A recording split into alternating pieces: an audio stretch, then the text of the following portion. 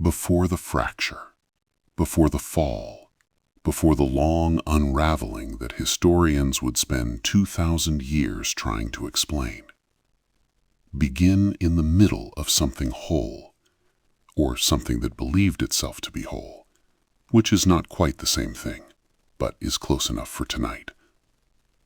There was a road, not a path worn down by feet and time, but something deliberate and permanent. Flat stones cut and fitted so precisely that no mortar was needed to hold them. They were built to carry armies, to carry merchants, to carry laws and messages, and the full weight of an empire's ambitions across every kind of terrain the ancient world could place in the way. They crossed rivers on stone arches, they cut through mountains, they ran straight when other roads curved, because Rome did not negotiate with geography. At the height of the empire, in the 2nd century of the Common Era, more than 60 million people lived within Rome's borders, roughly 1/5 of every human being alive on Earth at that time. They spoke dozens of languages. They worshipped hundreds of gods. They came from forests and deserts and river plains and mountain valleys. But they all walked on Roman roads. They all paid taxes to Roman collectors. They all answered in some form to Roman law. The empire was not a single people. It was a single system. And for a long time, that system worked. The city itself sat on 7 hills above the Tiber River in central Italy. By the reign of Emperor Trajan, Rome held more than 1 million people within its walls, a number no European city would reach again for over 1,000 years after its fall. Its streets were narrow and loud and crowded during the day.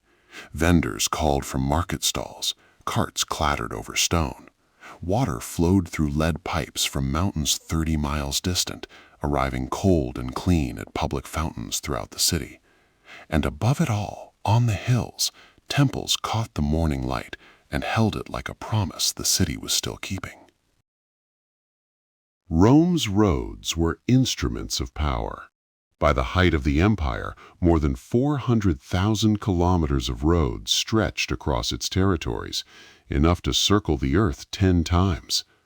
A Roman legion could march 20 miles a day along these roads, moving from crisis point to crisis point faster than any enemy anticipated. A merchant could carry wine from Gaul to Alexandria with reasonable confidence of safe passage. A message could travel from the farthest edge of Britain to the capital in weeks. Rome did not just conquer territory, it stitched territory together, and the stitching held. The legions were the engine behind that stitching. At the empire's peak, Rome maintained between 25 and 33 permanent legions, each a professional fighting force of roughly 5,000 men. These soldiers were trained to march under heavy load for hours without stopping. They built their own fortified camps each night, identical in layout, whether they were camped on the Rhine frontier or the edge of the Sahara. A Roman legion in Britain set up camp the same way a Roman legion in Syria did. The army was not just a fighting force, it was a portable piece of Rome itself, carried to every corner of the known world. Roman law was another kind of road, invisible but just as connecting. A merchant in Alexandria and a farmer in Hispania both operated under the same basic legal framework. Contracts were enforceable. Property could be owned and transferred. Disputes had official channels and appointed judges. This was not a perfect system.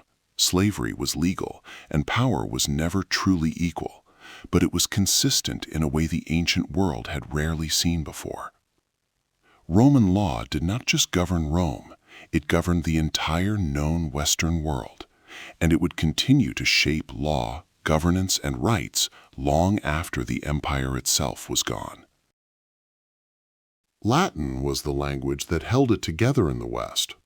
In Gaul, Hispania, Britain, and North Africa, Latin gradually replaced local languages in official life.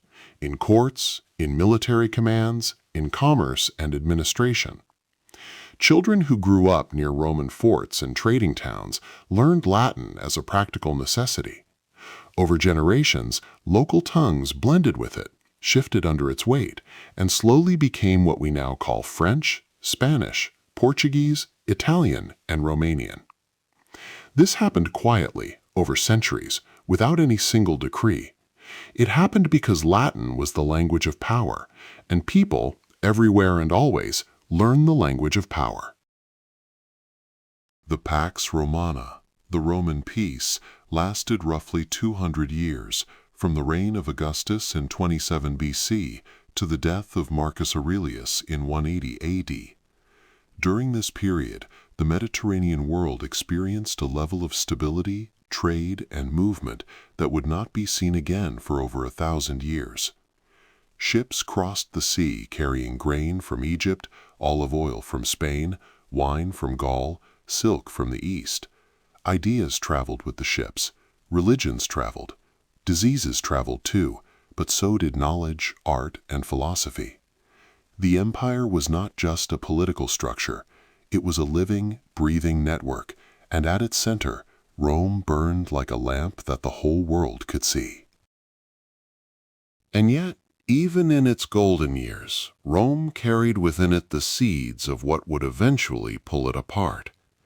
The empire was simply very large, too large, some historians have argued, for any single government to manage with the tools available at the time. A crisis on the Rhine frontier might take weeks to reach Rome by messenger. By the time orders returned to the frontier, the situation had already changed. Decisions were made without current information. Power was always slightly out of reach of the center. The roads that held Rome together were the same roads that made it impossible to truly govern from one place. Rome had built a world too big for Rome to hold. So tonight, as the words settle and the thoughts begin to slow, hold this image with you. A vast and shimmering world, connected by stone roads and Latin and the long reach of Roman law. 60 million people living under the same eagles, the same name, the same idea of what civilization meant. No one living inside that world could imagine it ending. The city on the 7 hills had always been there. The roads had always run straight to the horizon. The legions had always come when called. And yet, somewhere beneath the marble and the order, something was already shifting. The world Rome built was also, quietly and slowly, becoming the world Rome would have to learn to let go. Every empire has a turning point, a moment when the momentum that carried it forward begins almost imperceptibly to reverse. For Rome, most historians point to the same year, 180 AD. The death of Marcus Aurelius, philosopher-emperor, the last of the 5 good emperors, the man who spent his nights writing meditations on duty and impermanence, while spending his days holding the empire together by sheer force of competence and will. He died on campaign, on the Danube frontier, still working. And when he was gone, the world he had held in place began, slowly at first, and then with gathering speed, to come apart. Marcus Aurelius made one decision that historians have debated ever since. He allowed his son to succeed him, a son named Commodus, who was everything his father was not. Where Marcus was disciplined and philosophical and serious, Commodus was vain and erratic and increasingly detached from reality. He renamed Rome after himself. He declared himself the reincarnation of Hercules and appeared in the arena dressed in lion skins to fight gladiators and animals, the emperor of the known world performing as a circus act. He was assassinated in 192 AD, strangled in his bath by a wrestler hired by his own advisors. It was, in its way, a sign of things to come. The next century would be full of emperors who ended that way. The period that followed is known to historians as the crisis of the 3rd century, and crisis is not too strong a word. Between 235 and 284 AD, a span of just 49 years, the Roman Empire cycled through approximately 50 different emperors. Some reigned for years, others for months, a few for days. Most of them died violently, assassinated by their own guards, killed in battle, executed by rivals, or simply abandoned by the armies that had raised them to power in the first place. The average reign during this period lasted less than 2 years. The empire was not being governed, it was being fought over. The legions had always been the foundation of Roman power, but during the 3rd century they became its greatest vulnerability. Soldiers discovered something dangerous, that they could make emperors. A popular general, commanding a loyal army on a distant frontier, could simply be declared emperor by his troops and march on Rome. If he won, he ruled. If he lost, he died.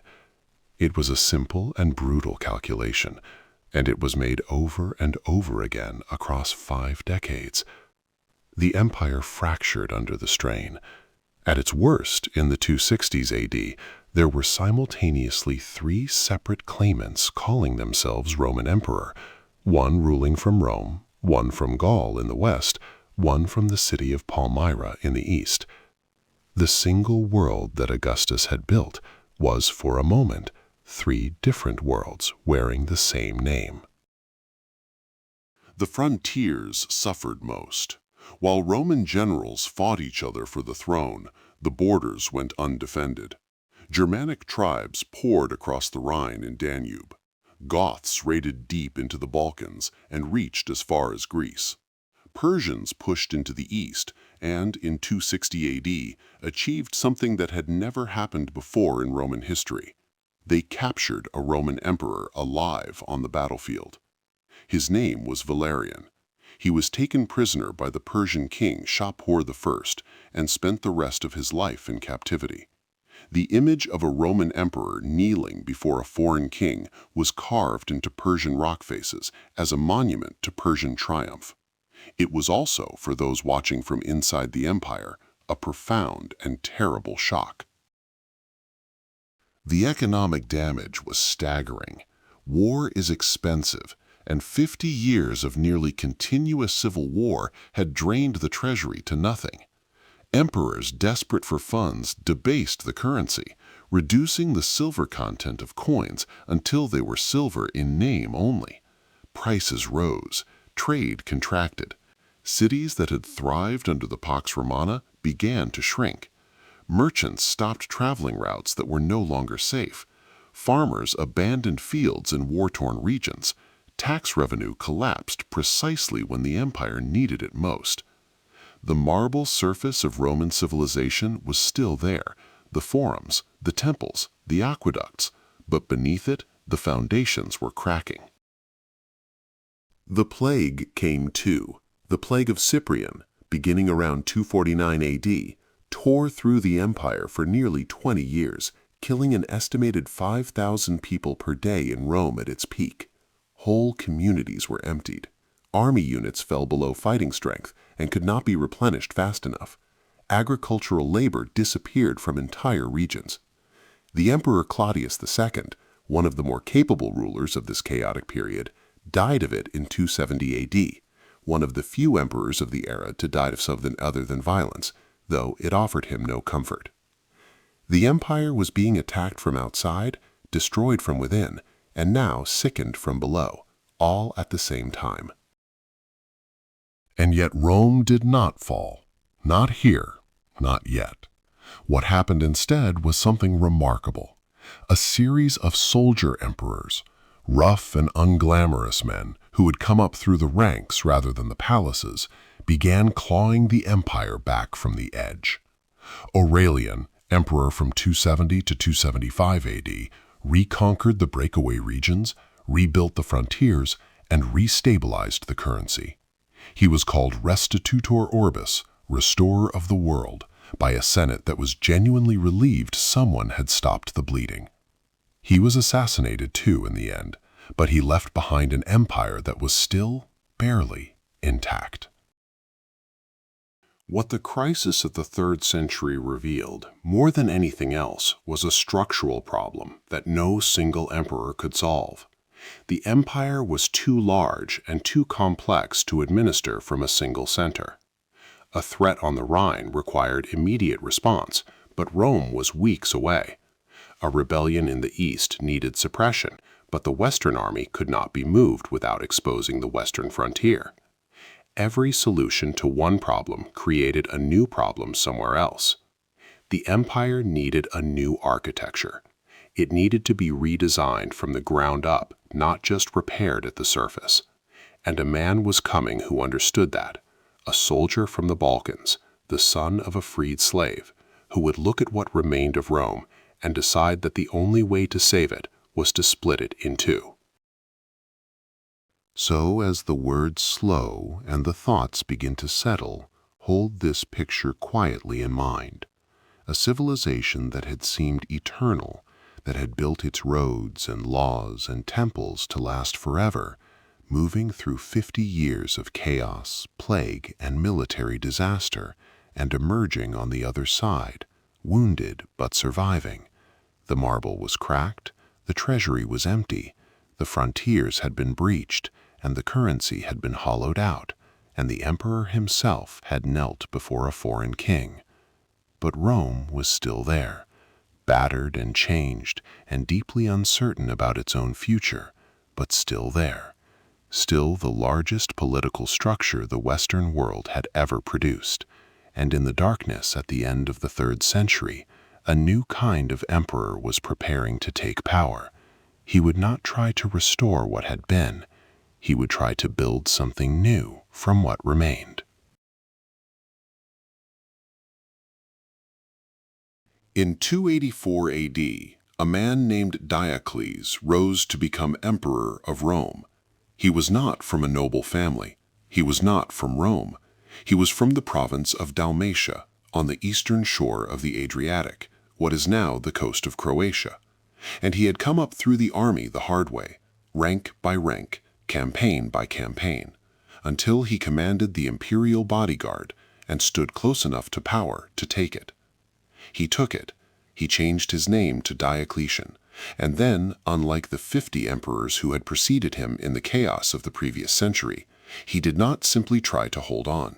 He sat down and thought about what had gone wrong, and what thinking like that would cost Rome in the long run was everything. Diocletian looked at the empire with clear eyes and saw the problem plainly. It was too large. A single man sitting in Rome could not respond fast enough to crises erupting simultaneously on the Rhine, the Danube, and the Persian frontier. By the time news of a disaster arrived and orders were dispatched in return, weeks had passed, armies had been destroyed, cities had been sacked. The empire was always governing the last crisis, never the current one. His solution was radical. Instead of one emperor, there would be two, one for the West, one for the East. Each would have his own court, his own army, his own capital, closer to the frontier he was responsible for defending. Rome, the city, would no longer be the center. The empire would be governed from wherever the emperors happened to be. He took the idea further. In 293 AD, Diocletian announced what he called the Tetrarchy, the rule of four. Two senior emperors, called Augusti, and two junior emperors beneath them, called Caesars. Each Caesar would serve under an Augustus, help govern his half of the empire, and, in theory, succeed him peacefully when the time came. 4 men ruling 4 regions, each focused on a specific set of frontiers and problems. It was, by the standards of Roman tradition, an extraordinary departure. Rome had always been one thing under one man. Now it was being deliberately divided, organized, and systematized in a way that acknowledged what the previous century had proven, that one man was not enough. Diocletian chose his co-emperor carefully. His name was Maximian, a blunt, capable soldier, loyal and ferocious in battle, uninterested in philosophy or politics, the kind of man who solved problems by marching toward them with an army. Diocletian sent him to the west to deal with Germanic incursions across the Rhine and a rebellion in Britain. Maximian was exactly what the western frontier needed. He went, he fought, he won. Meanwhile, Diocletian held the east, fighting the Persians, stabilizing the Danube, and doing something no emperor in a generation had managed, governing with enough consistency that people could begin to plan around him. The administrative reforms Diocletian introduced went far beyond the tetrarchy itself. He reorganized the provinces, breaking large ones into smaller units that were easier to govern and harder for ambitious governors to use as power bases. He doubled the size of the army, or tried to, by expanding recruitment. He overhauled the tax system, introducing a new census to establish what the empire actually owned and who actually owed what. He also moved the capitals. The Western Emperor ruled from Milan, closer to the Alpine passes.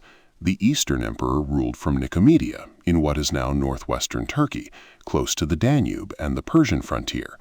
Rome, the city, became increasingly ceremonial, still the symbolic heart of the empire, but no longer its operational center. The world was reorganizing itself around practicality rather than tradition. Diocletian also issued one of the most ambitious economic edicts in ancient history. In 301 AD, faced with runaway inflation caused by decades of currency debasement, he issued the Edict on Maximum Prices, a sweeping attempt to fix the prices of hundreds of goods and services across the entire empire. Bread, wine, wool, wages for laborers, fees for teachers and lawyers, all of it set by imperial decree with the death penalty for violations. It failed almost immediately. Merchants hoarded goods rather than sell them at a loss. Markets dried up. The edict was eventually abandoned, but it revealed something important about how Diocletian thought. He believed that the empire's problems were problems of administration, and that administration, done thoroughly and ruthlessly enough, could solve anything. He was right about some things. He was wrong about this one. He was also wrong, or at least brutal, about the Christians. Diocletian's reign culminated in the Great Persecution, the last and most severe official Roman suppression of Christianity, beginning in 303 AD. Churches were demolished. Scriptures were burned. Christians in the imperial administration were dismissed or executed. Thousands died across the empire in the years that followed. Historians still debate what drove it: genuine religious conservatism, political calculation, pressure from his Caesar Galerius, or simply the logic of a man who believed that a unified empire required a unified religion. Whatever the reason, it failed too. Christianity had spread too far and too deep to be destroyed from above. The persecution ended, the church survived, and the next emperor would make a very different choice about what to do with it. In 305 AD, Diocletian did something no Roman emperor had ever voluntarily done before. He retired. He abdicated. He handed his title of Augustus to his Caesar Galerius, made Maximian hand his title to his Caesar Constantius, and withdrew to a palace he had built for himself on the Dalmatian coast, the city that would one day become split in Croatia. He spent his final years gardening. When former colleagues wrote urging him to return to power as the tetrarchy began to collapse around him, he is said to have replied that if they could see the cabbages he had grown with his own hands, they would not ask him to give them up. He died peacefully around 311 AD, one of the very few emperors of his era to die in bed. The tetrarchy did not survive him long. The system he had designed with such careful logic depended on something he could not legislate: the willingness of powerful men to accept their assigned place in the hierarchy. The sons of emperors had armies. The armies wanted to make their generals into emperors. The careful succession Diocletian had planned dissolved within a year of his abdication into exactly the kind of civil war the Tetrarchy had been designed to prevent. 6 men simultaneously claimed the title of emperor in the years immediately following. The empire was back where it had started, powerful men with loyal armies fighting over the throne of the world. Diocletian's solution had worked while Diocletian was alive to enforce it. Without him, it was just another set of rules that ambitious men could choose to ignore. And yet Diocletian's gamble had changed something permanent. The idea that the empire could be divided, that it was not sacrilege, not failure, not the end of Rome, but simply a practical administrative arrangement, that idea was now loose in the world. Future emperors would return to it again and again whenever the burden of governing everything became too heavy for one man to carry. The Tetrarchy itself was gone, but the template remained. And one of the 6 men now fighting for the throne, a young general named Constantine, the son of the Western Augustus Constantius, was about to win that war, reunite the empire under his sole rule, and then make a series of decisions that would, slowly and irreversibly, pull it apart again, not into 4 pieces this time, into 2, and this time the division would last. Constantine was the son of an emperor, which in the Rome of the early 4th century meant almost nothing. Emperors came and went so fast that being the son of one was more likely to get you killed than crowned. His father Constantius had been the Western Augustus, one of Diocletian's 4. And when Constantius died in 306 AD on campaign in Britain, his troops did what Roman troops had been doing for a century. They looked at the general's son standing among them, and they declared him emperor on the spot. He was somewhere around 30 years old. He had the army of Britain and Gaul behind him. Ahead of him was a continent full of men who also called themselves emperor, and the long, bloody work of proving which one of them was right. The civil wars that followed Diocletian's abdication lasted nearly 2 decades. At various points there were 6 simultaneous claimants to the imperial throne. The careful 4-man system dissolved into the familiar Roman pattern: armies backing generals, generals fighting each other, and the empire absorbing the damage of its own internal violence while the frontiers waited. Constantine was patient, and he was shrewd. He consolidated the West first, defeating his rivals one by one over several years. By 312 AD, only one major obstacle stood between him and control of the entire Western Empire: a man named Maxentius, who held Rome itself and commanded a larger army. Constantine marched south from Gaul with his forces significantly outnumbered. What happened next would change the world. The night before the battle, according to Constantine's own account recorded years later, he saw a vision. Some sources describe it as a cross of light in the sky above the sun, with the words, "In this sign, conquer," written beneath it. Others describe a dream in which Christ appeared and instructed him to mark his soldiers' shields with a Christian symbol. The details vary, depending on who is telling the story and when. What is not disputed is what Constantine did the next morning. He marked his soldiers' shields with a Christian symbol, the Chi Rho, the first 2 letters of Christ's name in Greek. Then he led his outnumbered army across the Milvian Bridge north of Rome against Maxentius, and he won. Maxentius drowned in the Tiber. Constantine entered Rome as the undisputed master of the West, and the relationship between Rome and Christianity changed forever in that moment, though no one standing on the riverbank could have known how completely. The following year, in 313 AD, Constantine and his eastern co-emperor Licinius issued the Edict of Milan, a declaration of religious tolerance across the empire. Christians were no longer to be persecuted.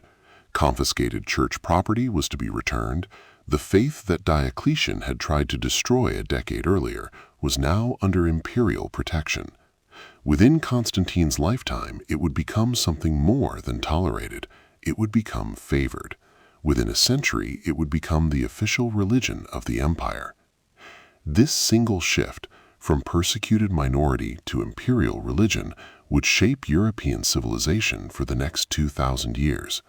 It would also, in ways that took generations to fully unfold, deepen the divide between the Latin-speaking West and the Greek-speaking East in ways that made eventual reunification harder and harder to imagine.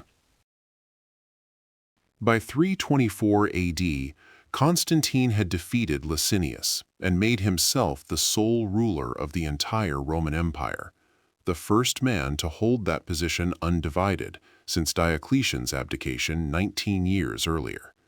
He had done what Diocletian could not, reunited the four quarters into one, under one man, under one name. And then, almost immediately, he began building something that would undo it. He chose a city on the narrow strait between Europe and Asia, the ancient Greek city of Byzantium at the mouth of the Bosphorus, and he began transforming it into a new capital. He called it Constantinople, the city of Constantine, the new Rome. The location was extraordinary. Constantinople sat on a small peninsula where the Bosphorus met the Sea of Marmara, surrounded on three sides by water, connected to the European mainland by a narrow neck of land that could be defended with a single wall. It commanded the sea lanes between the Black Sea and the Mediterranean. It sat at the crossroads of the major trade routes between Europe and Asia. It was, from a purely strategic and commercial standpoint, one of the best-positioned cities in the world. Constantine poured the resources of the empire into building it. He hired architects and engineers and brought marble and columns from temples across the eastern Mediterranean. He populated it by offering free grain to citizens who moved there, the same policy that had kept Rome's population fed for centuries, now deployed to build a rival. By the time of its formal dedication in 330 AD, Constantinople was already a major city. Within 2 generations, it would be the largest city in the empire. What Constantine had done, whether he fully intended it or not, was shift the center of gravity of the Roman world. The empire's wealth, its population, its trade networks, its administrative energy, all of it had always flowed somewhat more abundantly in the east. Egypt fed the empire. Syria generated enormous tax revenue. The great cities of the eastern Mediterranean, Alexandria, Antioch, Ephesus, were richer and more densely populated than anything in the West. By building his capital there, Constantine was acknowledging this reality. He was placing the seat of power where the power actually was. But in doing so, he was also quietly abandoning the West. Not immediately, not visibly, but structurally. The emperor lived in the East. The money was in the East. The attention was in the East. The West would have to manage on less. Constantine ruled until 337 AD, a reign of over 30 years, one of the longest in Roman history. In that time, he reorganized the army, reformed the currency with a new gold coin called the solidus that would remain the standard of Mediterranean commerce for 7 centuries, convened the Council of Nicaea to establish Orthodox Christian doctrine, and continued the administrative restructuring that Diocletian had begun. He was, by any measure, one of the most consequential rulers in human history. He was also, in his personal life, capable of extraordinary violence. He had his own son executed, and his wife died under suspicious circumstances, events that historians still puzzle over. He was baptized on his deathbed, having waited his entire reign to receive the sacrament. He died in 337 AD and was buried in his new city, in a mausoleum he had built for himself, surrounded by symbolic tombs of the 12 apostles, positioning himself, deliberately unmistakably, as the 13th. When Constantine died, he left the empire to his 3 surviving sons, Constantine II, Constantius II, and Constans. Within 3 years they were at war with each other. By 353 AD, Constantius II had killed both brothers and reunited the empire under his sole rule, exactly as his father had done. The pattern was becoming clear. The empire could be reunited, but only by violence and only temporarily. Whenever a single strong ruler died, the division reasserted itself like a wound that would not close. The question of whether the empire should be one or many was not being answered by philosophy or administration. It was being answered, again and again, by whoever happened to win the most recent civil war. Let the image rest gently now as the words slow. A new city rising on a narrow peninsula between 2 seas, white marble columns, harbors filling with ships, the smell of fresh mortar and ambition. And in that city, an emperor who had won everything, looking eastward across the Bosphorus, believing he had solved the problem that had destroyed his predecessors. He had not solved it. He had changed its shape. The Rome he had inherited was a Western city, Latin and old and heavy with tradition. The Rome he was building was Eastern, Greek in its bones, new and hungry and facing toward Asia. 2 Romes now existed in the imagination of the empire, even if only one emperor sat between them. And the distance between those 2 imaginations, in language, in culture, in wealth, in where they looked when they thought about the future, was already wider than any road could bridge. By the middle of the 4th century, the Roman Empire was still, officially, one thing.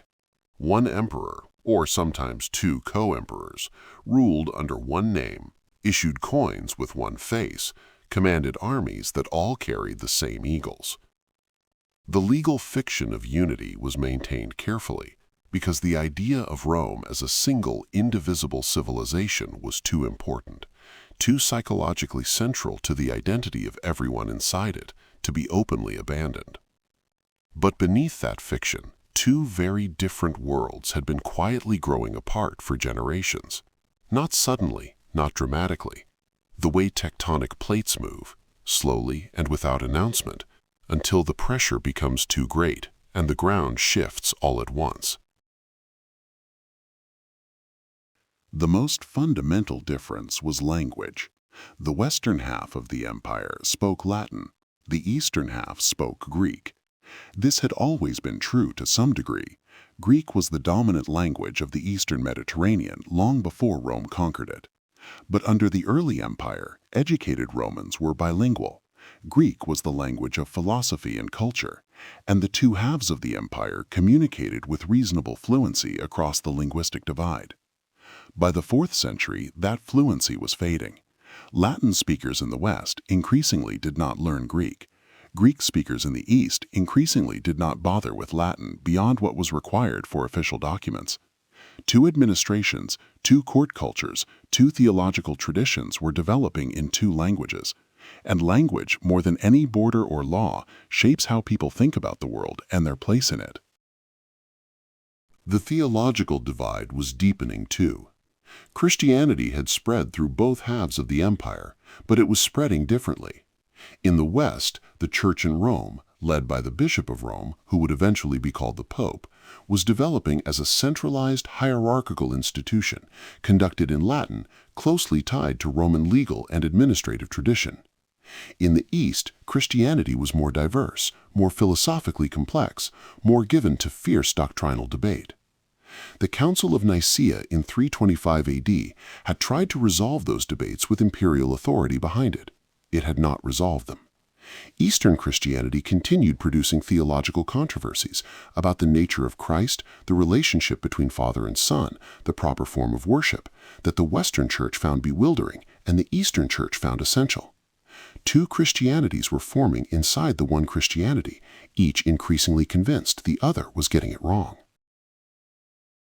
The economic geography of the empire reinforced the divide. The East was simply richer. It always had been. The great cities of the eastern Mediterranean, Alexandria in Egypt, Antioch in Syria, Ephesus on the Aegean coast, were among the most densely populated and commercially active places in the ancient world. Egypt alone produced enough grain to feed enormous populations. The eastern trade routes connecting Rome to Persia, India, and China ran through eastern cities, generating customs revenue that the West could not match. The West had agriculture, mining, and military recruitment. It had Rome itself, still symbolically priceless. But it did not have the concentrated urban wealth of the East, and as the empire's financial pressures grew through the 4th century, the difference between a richer East and a poorer West became increasingly consequential for what each half could afford to defend. The military geography divided them further. The Western Empire faced its most serious threats along the Rhine and Danube rivers, Germanic peoples pressing against the northern frontier with increasing force and organization. The Eastern Empire faced its most serious threat from Persia in the southeast, a sophisticated, powerful, and ancient civilization that had been Rome's equal in the East for centuries. These were completely different military problems requiring completely different solutions. The western frontier needed mobile infantry and cavalry that could respond quickly to raids across a long river border. The eastern frontier needed siege engineers, diplomatic skill, and the ability to fight set-piece battles against a professional Persian army. An emperor who understood one frontier often did not understand the other. The empire's military needs were pulling it in two directions simultaneously. The cities themselves told the story. Travel west from Constantinople in the 4th century, and you moved through a landscape of declining urban life. Cities that had thrived under the Pax Romana were smaller than they had been. Forums that had once been crowded were quieter. The tax base was shrinking as agricultural estates absorbed small farms and their owners moved populations off the tax rolls and into private dependency. The Western aristocracy was powerful, land-rich, and increasingly resistant to the central government's demands for revenue and military service. Travel east from Constantinople, and the world looked different. Cities were growing, trade was active, the population was dense, and the tax base, while always contested, was more robust. The East felt like an empire still in motion, the West felt like an empire slowly settling into the earth. The court culture reflected all of this. Eastern emperors increasingly adopted the ceremonial trappings of Eastern monarchy, elaborate ritual, formal prostration before the emperor, a divine mystique surrounding the imperial person that owed as much to Persian and Hellenistic court tradition as to Roman precedent. The emperor in the East was becoming something close to sacred, unapproachable, surrounded by layers of ceremony that separated him from ordinary human contact. Western emperors, governing a more military and aristocratic culture, remained more accessible in style, if not always in practice.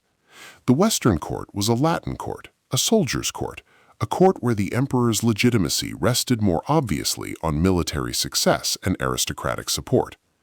Two imperial styles, two imperial self-images, developing in parallel under the same title.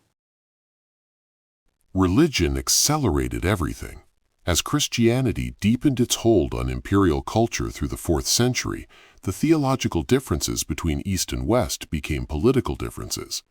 When Eastern bishops debated the nature of Christ and reached conclusions that Western bishops found heretical, it was not just a theological dispute. It was a dispute about authority, about who had the right to define correct belief, the Bishop of Rome or the Patriarch of Constantinople, the Western tradition or the Eastern councils. These disputes would simmer for centuries before reaching their formal resolution, the Great Schism of 1054 AD, when the Eastern and Western churches formally excommunicated each other. But the roots of that schism were already visible in the 4th century, growing quietly beneath the surface of a Christianity that officially proclaimed itself one. And yet people on both sides of this divide would have been offended by the suggestion that they were becoming two different civilizations. They were Roman, all of them. The Eastern bureaucrat writing in Greek was Roman. The Western soldier drilling on the Rhine was Roman. The coins they spent, the laws they answered to, the eagles their armies carried, all Roman. The idea of Rome was not just a political arrangement.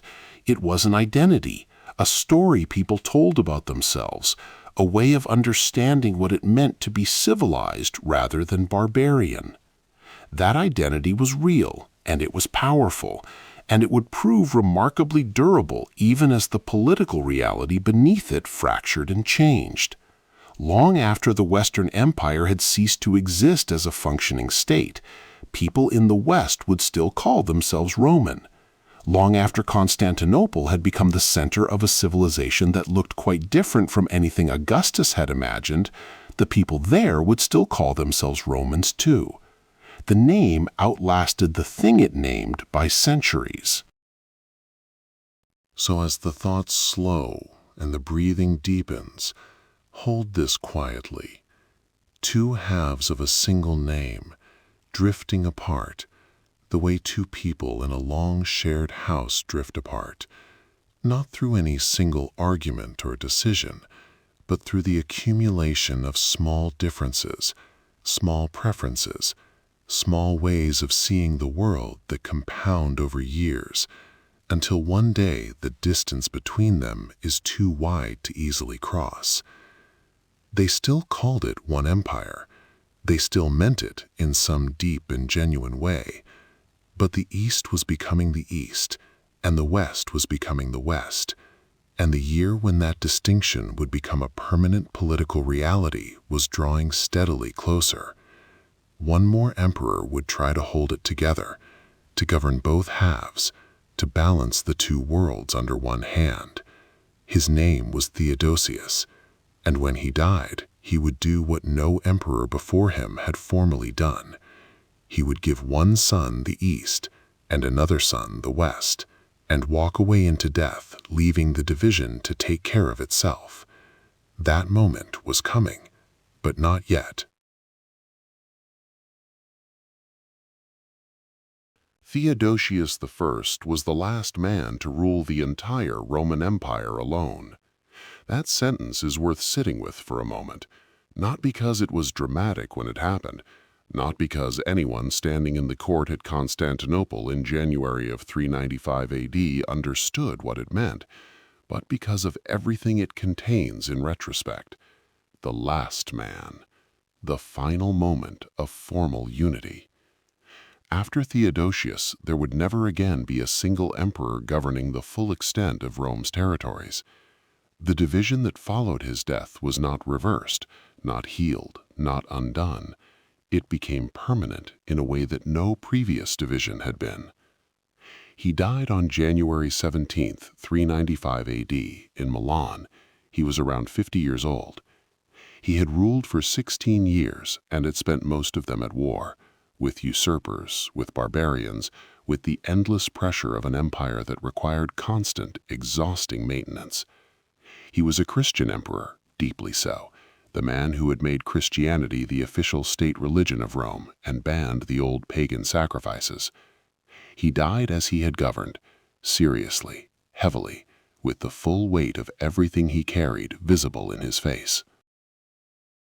He left two sons. Arcadius was 17 years old. Honorius was 10. Theodosius had already, before his death, assigned them their respective roles, Arcadius to the east, Honorius to the west. This was not unusual. Co-emperors and designated successors were a standard feature of late Roman governance. What was unusual, what made 395 different from every previous division, was that neither son would ever reunite what their father had held. Every previous split had eventually been resolved by force. A stronger emperor had defeated a weaker one, absorbed his territory, and ruled alone.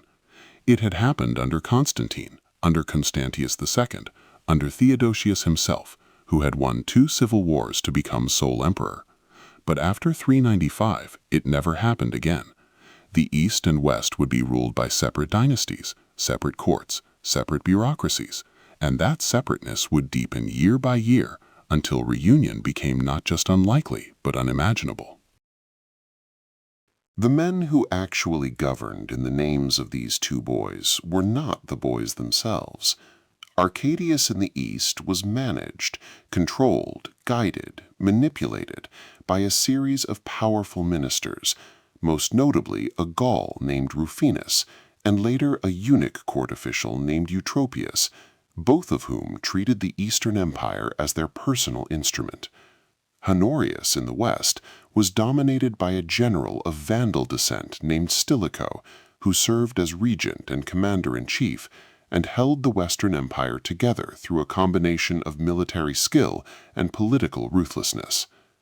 The empire was, in practice, being governed by administrators and generals, while the emperors provided the necessary legal fiction of legitimate rule.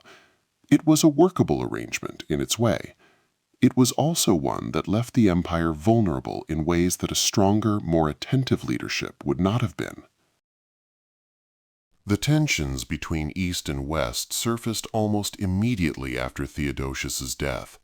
Stilicho claimed that Theodosius had appointed him guardian of both emperors, both halves of the empire. The Eastern court rejected this claim absolutely.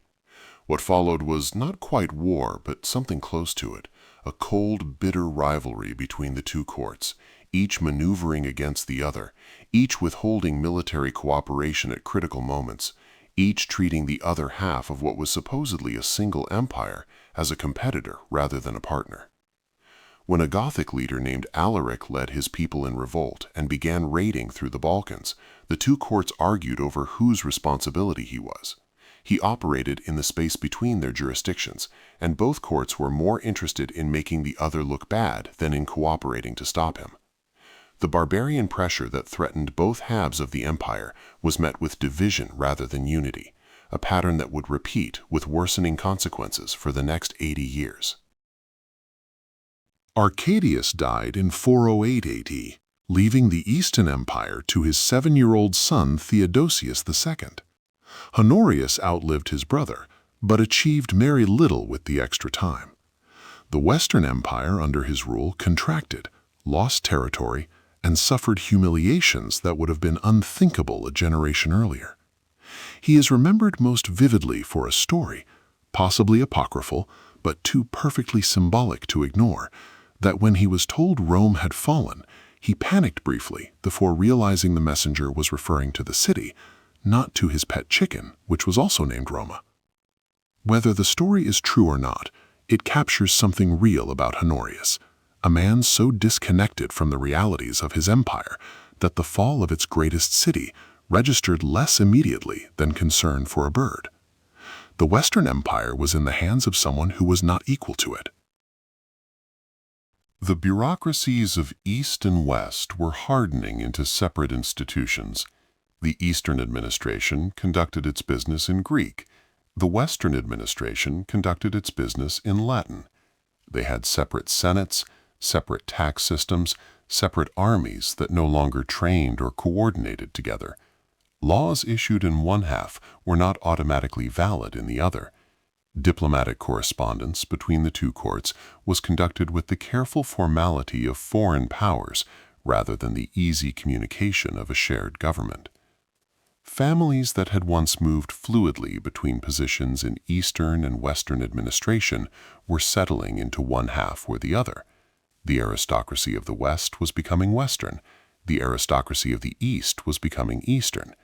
The human networks that had once connected the two halves were thinning, and human networks, more than laws or armies, are what hold political structures together. The Church was pulling in different directions, too. Theodosius's decision to make Christianity the official state religion had not resolved the theological tensions between East and West. It had given them a new institutional arena in which to play out. The Bishop of Rome was asserting an increasingly universal authority over the Western Church. The Eastern Church, led by the Patriarch of Constantinople and the great theological schools of Alexandria and Antioch, was pursuing its own doctrinal path with its own sense of ecclesiastical authority. When a brilliant and controversial preacher named John Chrysostom became Patriarch of Constantinople and ran into political trouble with the Eastern Court, the Bishop of Rome attempted to intervene on his behalf. The Eastern Court ignored him. The episode illustrated something that would become increasingly obvious over the following centuries. The Western Church and the Eastern Church had different ideas about who was in charge, and those ideas were incompatible. And yet the fiction of unity persisted. Coins minted in Constantinople still bore the image of the Western emperor alongside the Eastern one. Laws were still issued jointly in both names. When a usurper arose in the West, the Eastern court would sometimes send recognition or military support to the legitimate Western emperor. Not out of solidarity exactly, but because a stable West served Eastern interests, and an unstable West created problems that eventually reached Eastern borders. The two halves needed each other, in a practical sense, more than either wanted to admit. The East needed the West to absorb the first shock of barbarian pressure from the North. The West needed Eastern gold and Eastern recognition to maintain the legitimacy of its increasingly fragile emperors. They cooperated minimally, resentfully, and only when their interests clearly aligned. It was not a partnership. It was a mutual dependency that neither side was grateful for. The year 395 is the date historians have settled on as the permanent division of the Roman Empire, but it is worth remembering that no one in 395 called it that. No proclamation was issued, no ceremony marked the occasion. Theodosius was buried, his sons took their assigned territories, and the world continued. The permanence of the division only became visible in retrospect as year after year passed without the reunification that previous divisions had always eventually produced. History rarely announces its turning points. The moments that change everything tend to look, from the inside, like ordinary administrative arrangements. A dying man dividing his estate between his children, two boys receiving their inheritance, a frontier general dealing with the immediate crisis while the larger pattern assembles itself around him, invisible until it is complete. As the words fade and the night deepens, hold this image. A dying emperor in Milan, the last man who will ever rule the whole of Rome, making the practical arrangements that parents make, dividing what he has between the children he is leaving behind. He could not have known that the division would be permanent. He could not have known that the 17-year-old and the 10-year-old receiving their inheritance would not have the strength to hold even their separate halves together, let alone reunite them. He had held the world together. Now the world would have to hold itself. And in the East, a Greek-speaking court with full treasuries and defensible borders would manage that for a long time yet.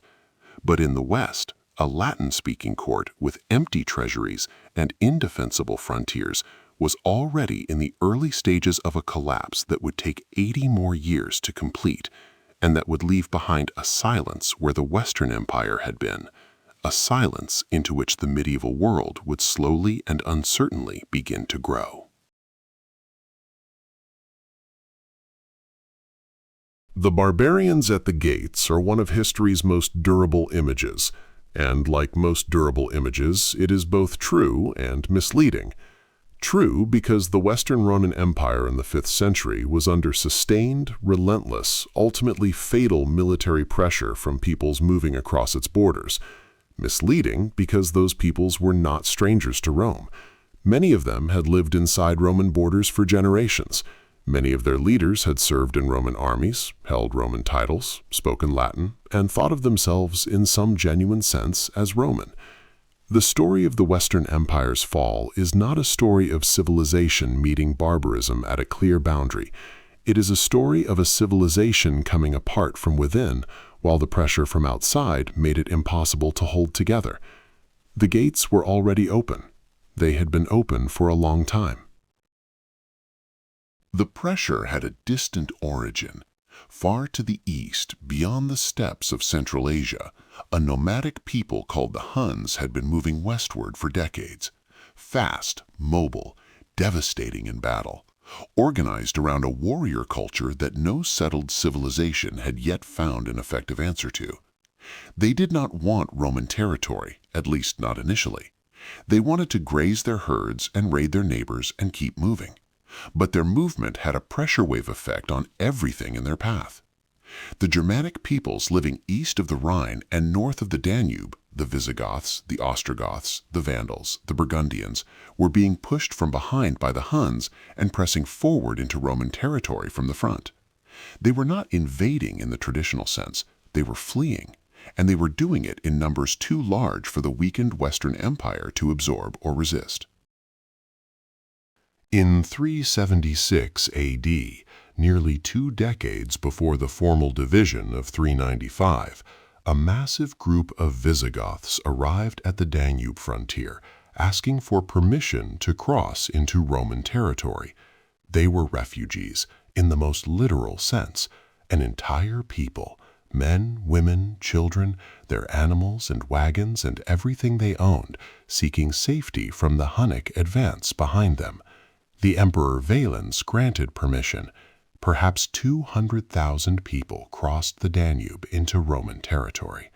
What followed was a catastrophe of Roman mismanagement. The local Roman officials tasked with supplying and settling the Visigoths were corrupt and indifferent. The food promised never arrived. The Visigoths were hungry, cold, and desperate. They revolted. At the Battle of Adrianople in 378 AD, a Visigothic army met the Eastern Roman army in open battle and destroyed it, killing the Emperor Valens himself on the field. It was the worst Roman military defeat in over 2 centuries, and it was self-inflicted, in a very real sense, by the empire's own failure to honor its commitments.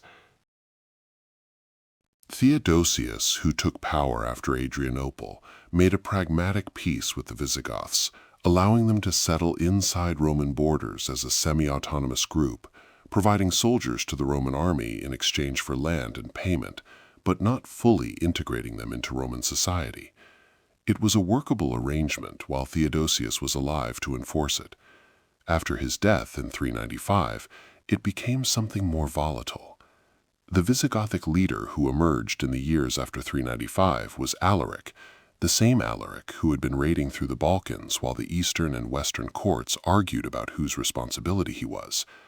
Alaric was not simply a barbarian warlord. He was a man who had served in the Roman army, who wanted a senior Roman military command, who was asking, repeatedly, formally, through legitimate channels, for an official position within the Roman system. He was refused, again and again, by courts that did not trust him and did not want to honor what they considered excessive demands. Alaric's response to rejection was to make himself impossible to ignore. He led his Visigoths into Italy, into the heartland of the Western Empire itself, not once, but 3 times.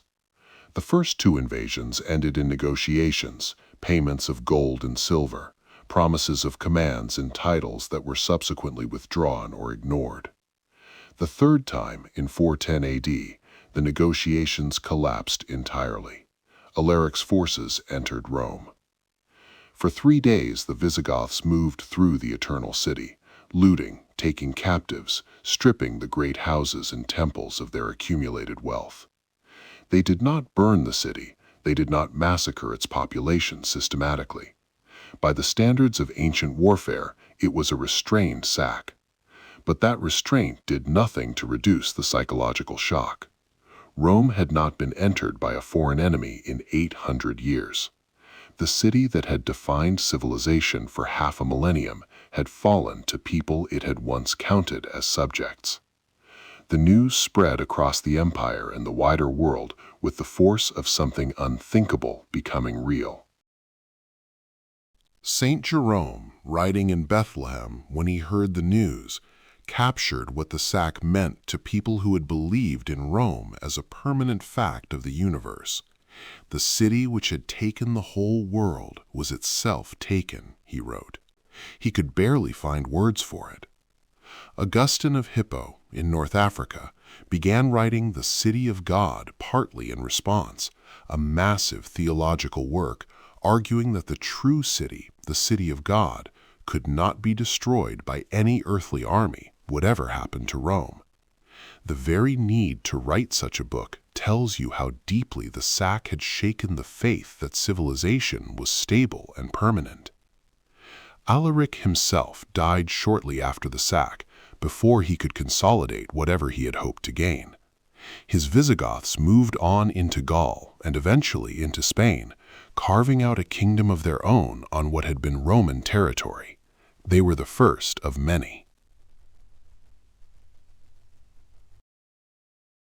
The Vandals crossed the frozen Rhine on the last night of 406 AD, along with the Burgundians, the Alans, and other peoples, pouring into Gaul in numbers the western frontier could not stop.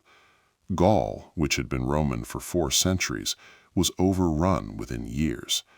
Britain was effectively abandoned by the central government around 410 AD, the same year as the sack of Rome, when the troops stationed there were withdrawn to deal with more urgent crises closer to Italy.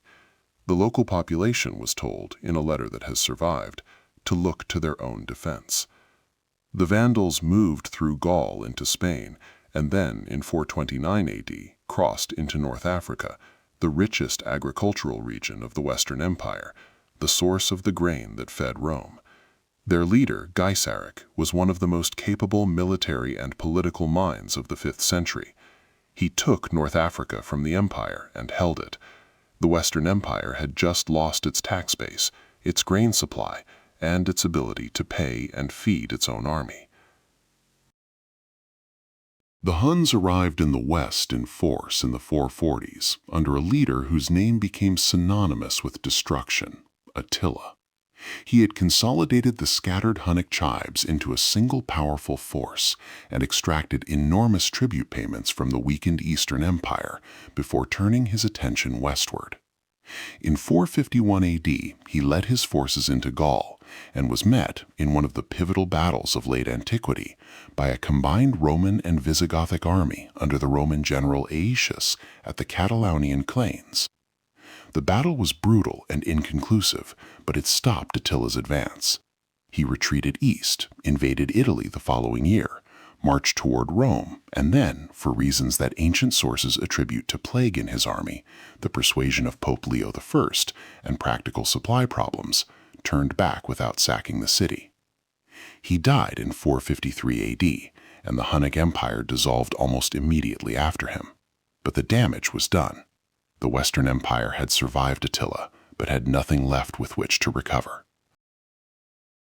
The general Aetius, who had organized the defense against Attila and was perhaps the last truly capable military mind in Western imperial service, was murdered in 454 AD by the Emperor Valentinian III, who feared his power. The emperor was himself murdered the following year by Aetius's friends. The Western Empire in its final decades was consuming its own defenders. The men capable of holding it together were being eliminated by the emperors they served, while the emperors themselves were being installed and removed by the Germanic warlords who now provided most of the army. The last Western emperors were shadows, figures who held the title, struck the coins, wore the purple, and governed nothing. The real power lay with Germanic military commanders who needed a Roman emperor the way a puppeteer needs a puppet, for the legitimacy the title provided, not for any actual capacity the man inside it possessed. So as the words slow and the thoughts settle, hold this picture. A civilization being dismembered piece by piece, not in a single catastrophic moment, but slowly, over decades, territory by territory, general by general, until what remained was a rump state in Italy, dependent on the goodwill of the very peoples who were taking everything else. Britain gone, Gaul gone, Spain contested, North Africa lost. The frontiers that had held for centuries, now running through the middle of what had been the empire's heartland. And through all of it, the Eastern Empire watched from Constantinople, sometimes helping, sometimes withholding help, always calculating its own interests, always managing to stay one step removed from the worst of what was happening in the West. The East was not immune to pressure. It had its own crises, its own barbarian threats, its own moments of near collapse, but it had money and walls and geography and something the West had run out of: time. In the next chapter, we will cross the Bosphorus and see what the East had that the West did not, and why it made all the difference. While the West was burning, the East was building. That is not quite fair as a summary. The Eastern Empire had its own crises, its own invasions, its own moments of near collapse. But it captures something real about the contrast between the two halves of the empire in the 5th century. While Western emperors were being installed and removed by Germanic warlords, while Gaul and Spain and North Africa were being carved into barbarian kingdoms, while the city of Rome itself was being sacked and its population shrinking toward a fraction of what it had been, Constantinople was growing. Its walls were being expanded. Its harbors were filling with ships. Its treasury, despite everything, remained solvent. The question of why the East survived when the West did not is one of the most interesting questions in all of Roman history. The answer is not simple. It involves geography, economics, luck, and decisions made by people who did not know they were making world historical choices. But it begins, as most things in the ancient world begin, with where things were. Geography gave the East advantages the West could not manufacture. Constantinople itself sat on one of the most defensible positions in the ancient world, a narrow peninsula surrounded on 3 sides by water, connected to the European mainland by a strip of land narrow enough to be defended by a single wall. That wall, the Theodosian walls, built in the early 5th century, was a masterpiece of military engineering. A double line of stone fortifications with towers and a wide moat stretching from the Sea of Marmara to the Golden Horn Inlet. No army successfully breached those walls from the landward side for over 1,000 years. The city could be besieged, blockaded, threatened, harassed, and it was repeatedly, but it could not easily be taken. Every army that came against Constantinople had to contend with the walls, the sea on 3 sides, and a garrison that knew the defender's advantage was nearly insurmountable. The city's survival was built into its architecture. The Eastern Empire's frontiers were shorter and more manageable than the West's. The West faced a vast arc of pressure: the Rhine frontier from the North Sea to the Alps, the Danube frontier from the Alps to the Black Sea, the Atlantic coastline of Britain, the desert edge of North Africa. It was thousands of kilometers of border requiring constant garrison, constant supply, constant attention. The East faced 2 primary threats: the Danube frontier in the north and the Persian frontier in the southeast, and both were finite, manageable corridors. The Danube could be defended from a series of fortified points. The Persian frontier, though formidable, was a known and stable threat that Roman and Persian diplomats had been managing through a combination of warfare and negotiation for centuries. The East knew its enemies.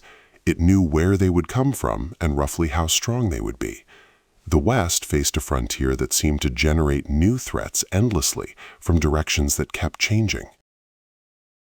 The Eastern economy was simply larger, denser, and more robust than the West's.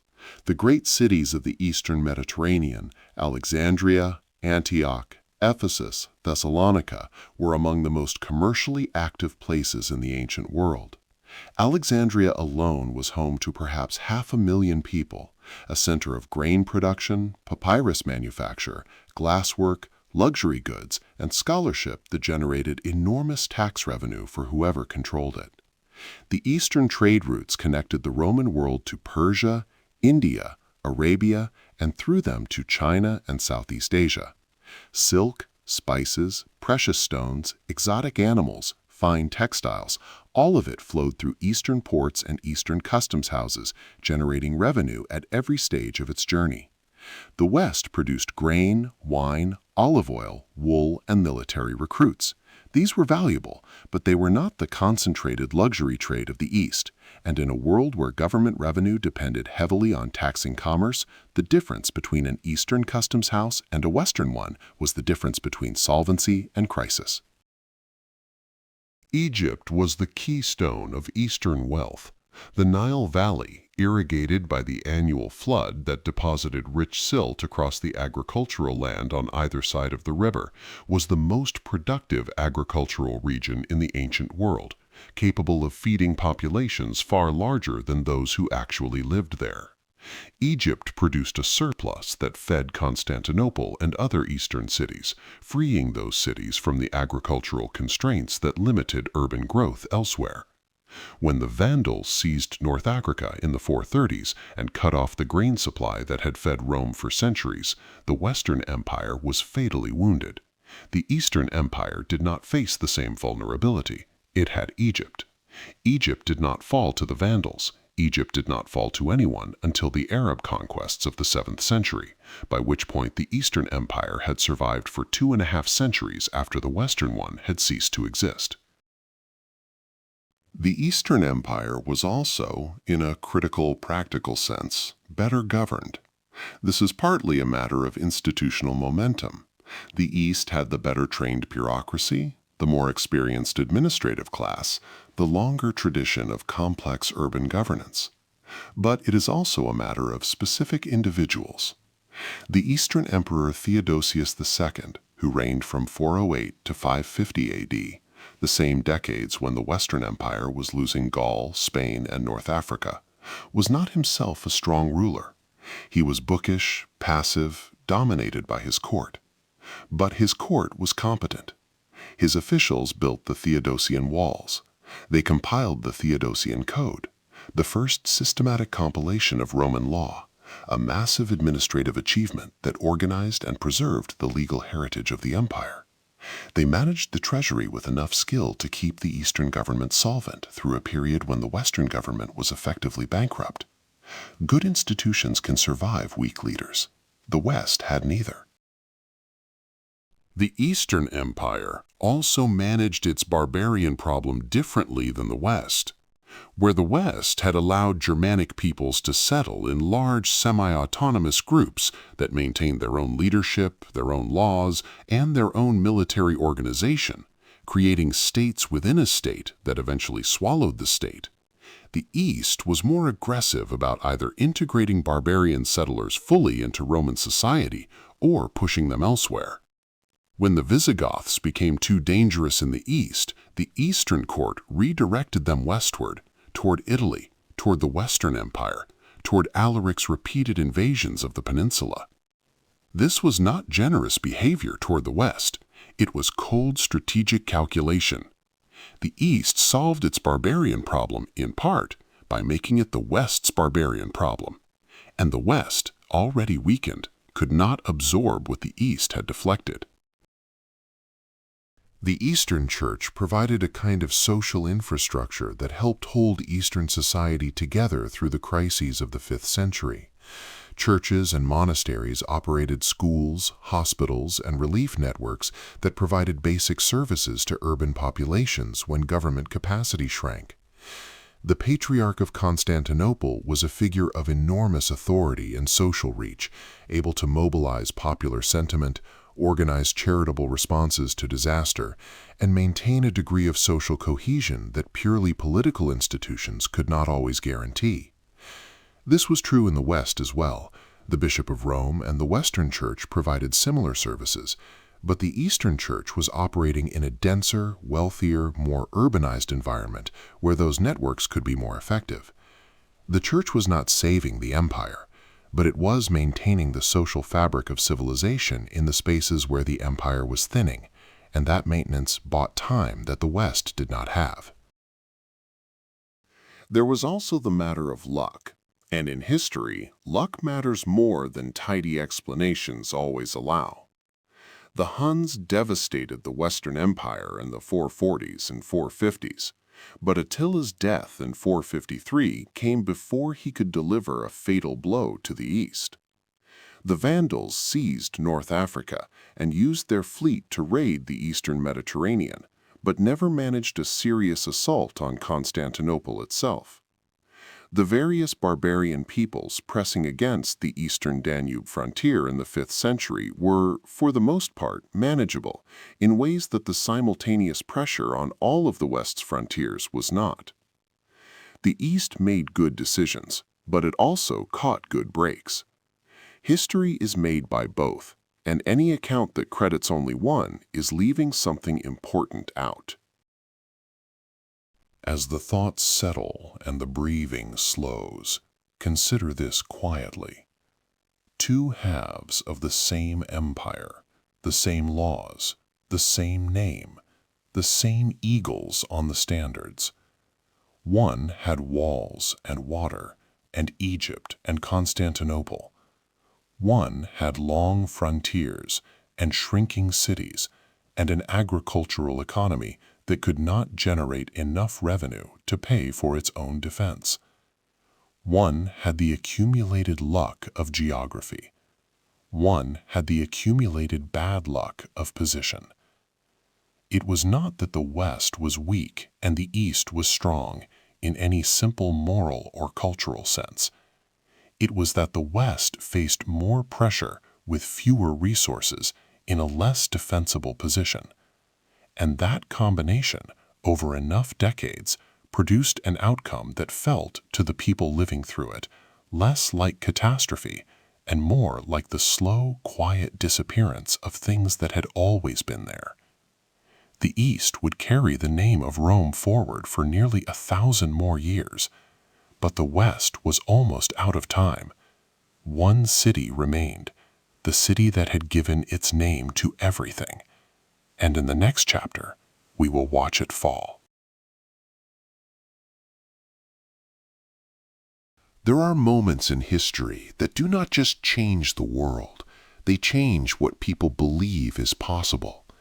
The sack of Rome in 410 AD was one of those moments, not because of the physical damage it caused, which was real but not catastrophic, not because of the number of people killed, which was significant, but not on the scale of the great ancient massacres, but because of what Rome meant, what it had meant for 8 centuries, and because of what it meant that something with that much meaning could be broken. Rome was not just a city, it was an idea. It was the proof that civilization was real and permanent and cumulative, that human beings could build something that lasted, that improved, that stood against the chaos of the world and said, here, inside these walls, things are ordered and beautiful and durable. When the Visigoths entered in August of 410, they did not just loot a city, they broke the idea. And the breaking of that idea echoed across the ancient world in ways that its physical consequences alone cannot explain. The road to 410 ran through years of negotiation and broken promises. Alaric had been patient, by the standards of a man commanding a large and restless army. He had asked for land, for a military command, for the formal recognition that would give his people a permanent and legitimate place inside the Roman system. He had been offered payments, large ones, silver and gold stripped from Roman temples to buy time, and then had those payments clawed back or those promises quietly abandoned once the immediate crisis seemed to pass. The Western court, operating from the safety of Ravenna behind its marshes in northeastern Italy, treated Alaric as a problem to be managed, rather than a leader to be negotiated with in good faith. The general Stilicho had understood Alaric better and dealt with him more effectively, but Stilicho had been executed in 408 AD on suspicion of treason, and with him went the last Western official who had both the military skill and the political intelligence to find a workable solution. Alaric besieged Rome twice before he entered it the third time. The first siege, in 408 AD, ended when the Roman Senate paid an enormous ransom, 5,000 pounds of gold, 30,000 pounds of silver, 4,000 silk tunics, 3,000 scarlet hides, and 3,000 pounds of pepper. The pepper is a detail that lingers. In the ancient world, pepper was luxury, currency, the concentrated wealth of the eastern trade routes. Rome paid its own pantry to buy its freedom. The second siege ended in another negotiation, another set of promises from the court in Ravenna, another withdrawal. Alaric was trying to avoid destroying what he still hoped to be part of. He wanted a homeland for his people in the Roman province of Dalmatia. He wanted the title of commander-in-chief of the Western Army. These were not unreasonable demands for a man who had already demonstrated he could take Rome if he chose to. The court in Ravenna, behind its marshes, continued to refuse. The third siege ended differently. In August of 410 AD, the precise date is debated, but most sources suggest around August 24th, the gates of Rome were opened. Ancient sources disagree about exactly how. Some say Alaric's forces broke through. Others say that slaves inside the city, hoping for liberation, opened the Salarian gate from within. Whatever the mechanism, the result was the same. Visigothic warriors entered Rome for the first time in 800 years. The last time a foreign army had entered the city had been the Gauls in 390 BC, 8 centuries earlier. Alaric gave his forces 3 days. They moved through the city systematically, looting the great houses, the temples, the storehouses, the imperial treasury. They took gold, silver, silk, spices, art, and people. Wealthy Romans seized as hostages, whose families would pay for their return. They stripped the great church of St. Peter of its treasures, and then, according to some accounts, returned them when a churchwoman confronted the soldiers, invoking the protection of the apostle. Even in sacking, Alaric was navigating the new religious politics of a Christian empire. What they did not do is as important as what they did. They did not burn the city systematically. The great monuments, the Colosseum, the forums, the Pantheon, the aqueducts, were left standing. They did not massacre the population, though individuals certainly died in the violence of 3 days of looting and the chaos that surrounds it. By the standards of ancient warfare, by the standards of what armies of that era routinely did to captured cities, the sack of Rome was restrained. This restraint was partly Alaric's deliberate policy. He needed Rome functional, needed the Romans willing to deal with him, needed to show that the Visigoths were not destroyers, but claimants to a place within civilization. And it was partly the new Christian context. Alaric was himself a Christian, of the Arian variety, and the churches of Rome were given a degree of protection that pagan temples were not. The sack was conducted in its strange way, according to rules. But the world outside Rome did not know the details. What spread outward was the news of the thing itself. The news traveled fast and hit hard. Jerome in Bethlehem wrote that the city which had conquered the whole world had itself been conquered, and his voice stuck in his throat. His sobs interrupted his dictation, and the city that had once been the capital of the world was now its tomb.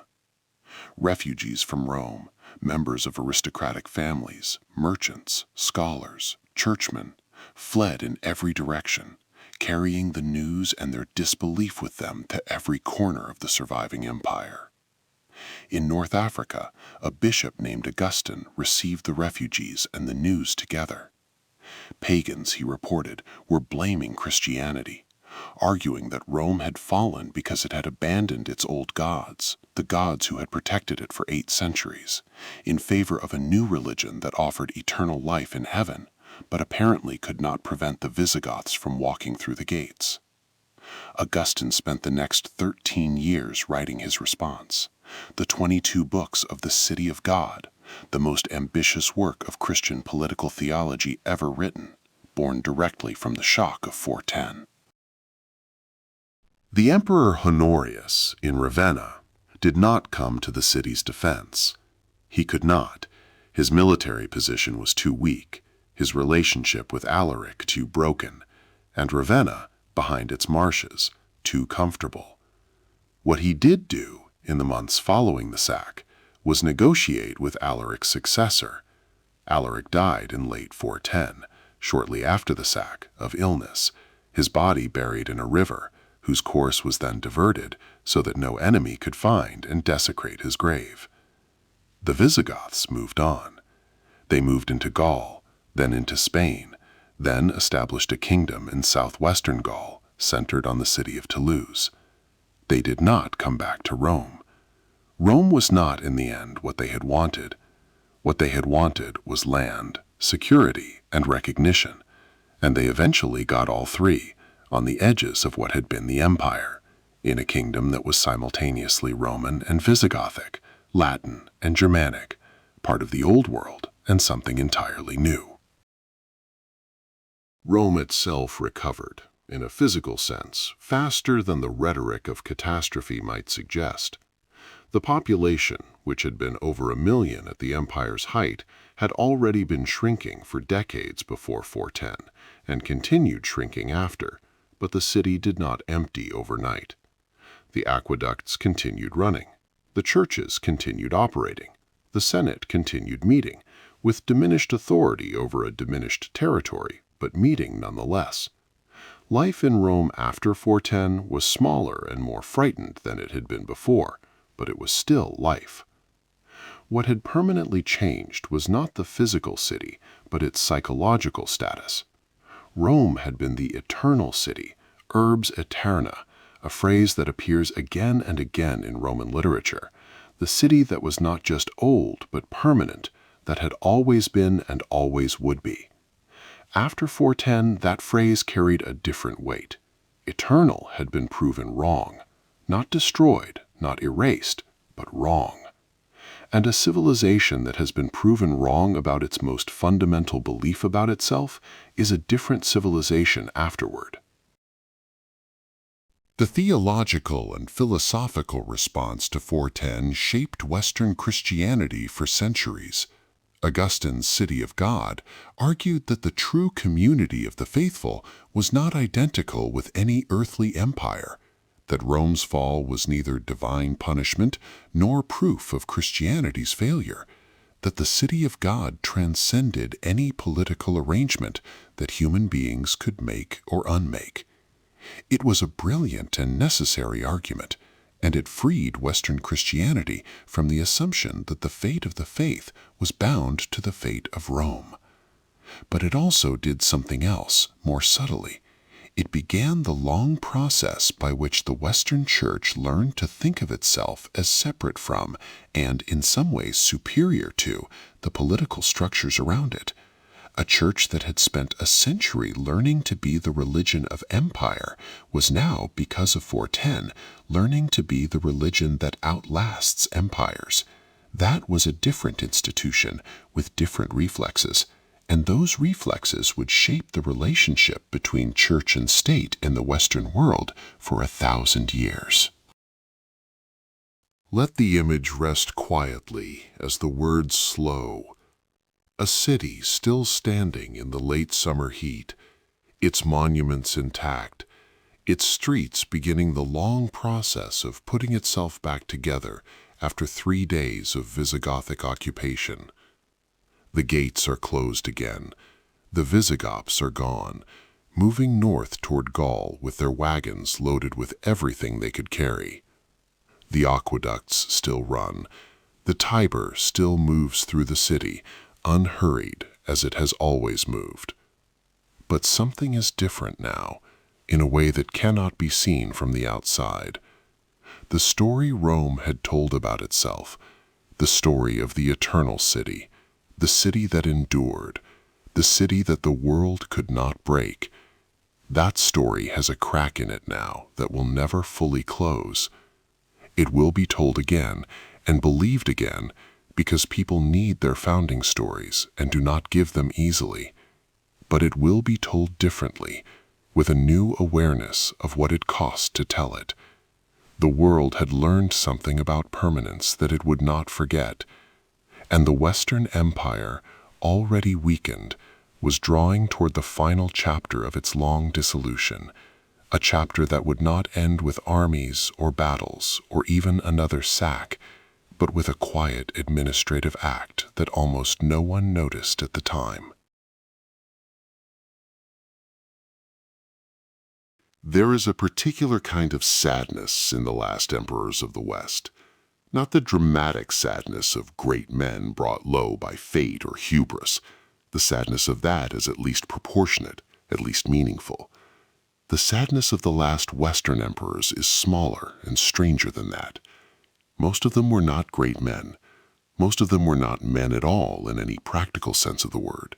They were boys or figureheads or instruments, elevated to the purple because someone powerful needed a legitimate face on their own ambitions, and discarded when they became inconvenient or when a better instrument became available.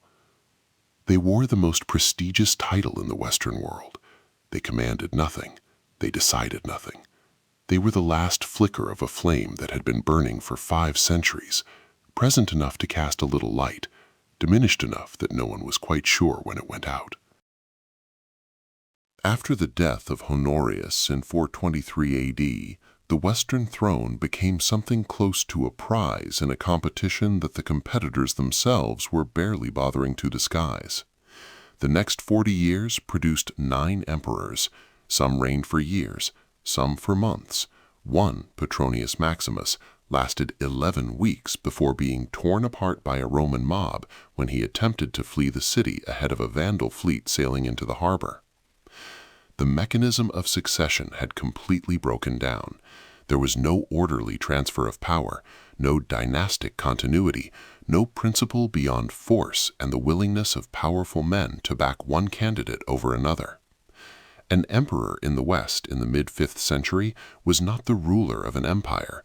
He was the temporary consensus of a group of military commanders who could withdraw that consensus at any moment and replace him with someone more compliant. The men who actually held power behind the imperial titles were the military commanders, and increasingly, those commanders were not Roman by birth. Stilicho, who had dominated the Western court under Honorius, was the son of a Vandal officer. Aetius, the last great Western general, had spent years as a hostage among the Huns and fought his campaigns with Hunnic mercenaries. Ricimer, who dominated the Western court from 456 to 472 AD and made and unmade 4 emperors in that time, was the grandson of a Visigothic king. These men were not aliens to Roman civilization. They had grown up inside it, been educated by it, served it for their entire careers, and in most cases genuinely believed in it, or at least genuinely believed in the power structures it provided. But they were also leaders of peoples who had their own interests, their own loyalties, their own claims on Roman territory. Governing the Western Empire in the 5th century meant navigating between these two identities constantly, and the navigation grew harder as the empire shrank and the resources available to distribute between Roman and barbarian claimants kept diminishing. Ricimer is the figure who most clearly embodies the paradox of the late Western Empire.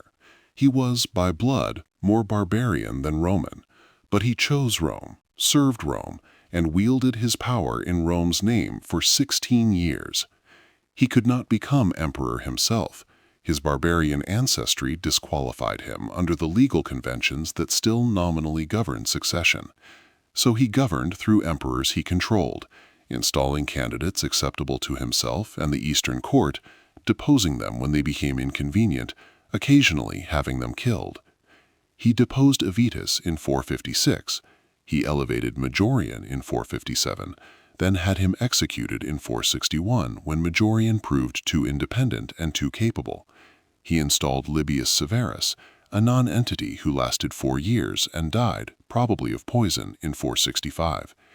Each replacement was weaker than the last, each one more obviously a function of Ricimer's needs than of any principle of legitimate succession. the Western Empire was being governed by its own inability to govern itself. Majorian deserves a moment of particular attention because he was the exception, the one emperor in this final period who seemed briefly to be something more than a puppet. He reformed the tax system, he tried to rebuild the fleet, he marched into Gaul and Spain and negotiated or fought his way to a degree of imperial authority that had not been exercised in those provinces for years. He was energetic, intelligent, and genuinely committed to the project of restoring the Western Empire to something like its former functionality. Ricimer had him arrested on the road back from Spain, stripped of the purple, and executed 5 days later. The message was clear. A Western emperor who actually tried to govern was more dangerous to the men who depended on imperial weakness than a Western emperor who did nothing. Competence was a liability. The system was, by this point, actively selecting against the qualities that might have saved it. The Eastern Empire watched all of this with a mixture of concern and calculation. Constantinople had a stake in the survival of the Western Empire.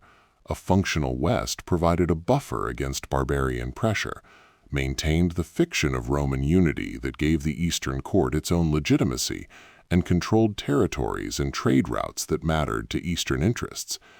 But the Eastern court was not willing to spend its own resources indefinitely propping up a Western government that could not help itself.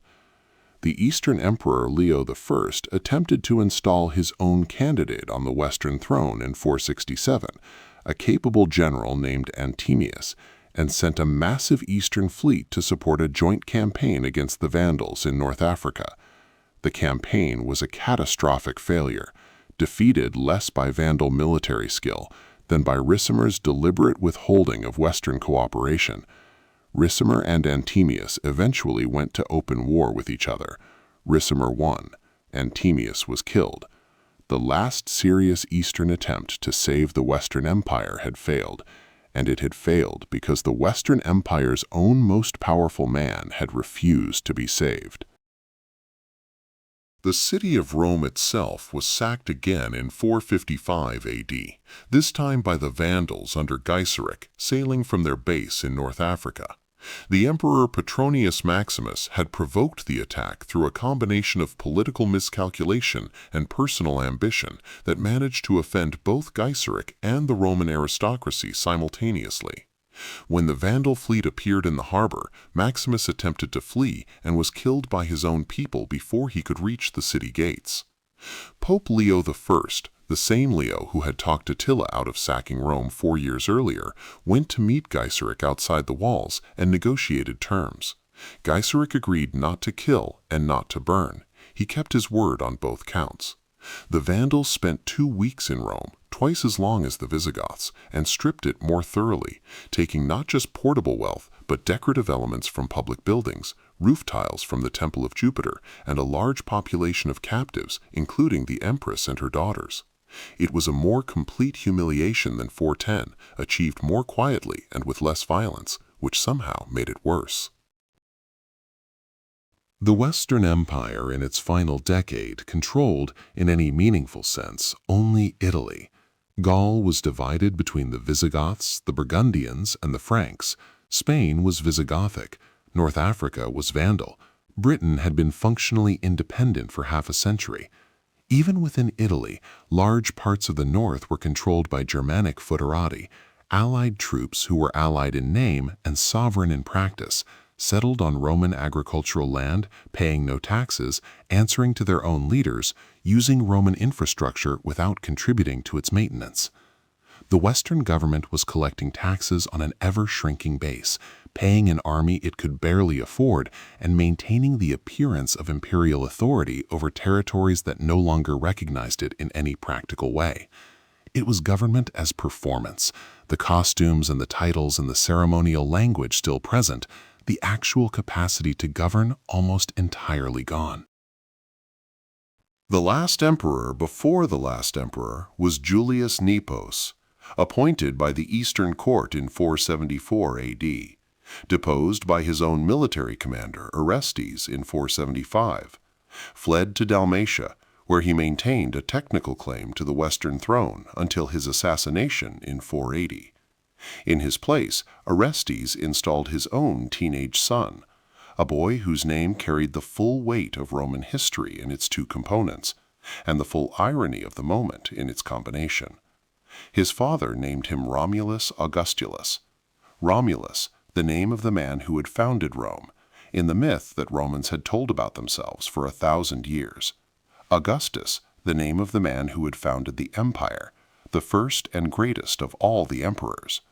Romulus Augustulus, the founder and the first, compressed into the name of a teenage boy sitting on a throne he did not choose, in a palace in Ravenna, governing nothing, waited on by servants of a court that was itself a fiction, while outside the walls of the city, the army that would end his reign was already organizing itself. As the words settle and the darkness deepens, hold this quietly. A boy in a palace in Ravenna, wearing the purple of Augustus and the name of Romulus, surrounded by the elaborate ceremonial machinery of an empire that no longer existed in any practical sense. The titles were all still there, the protocols were all still observed, people still bowed, documents were still headed with the imperial name. The performance of empire continued with remarkable fidelity to its own forms, even as the substance it was performing had drained away over decades. Outside the palace, in the flat agricultural land of the Po Valley, a Germanic army was camped and waiting.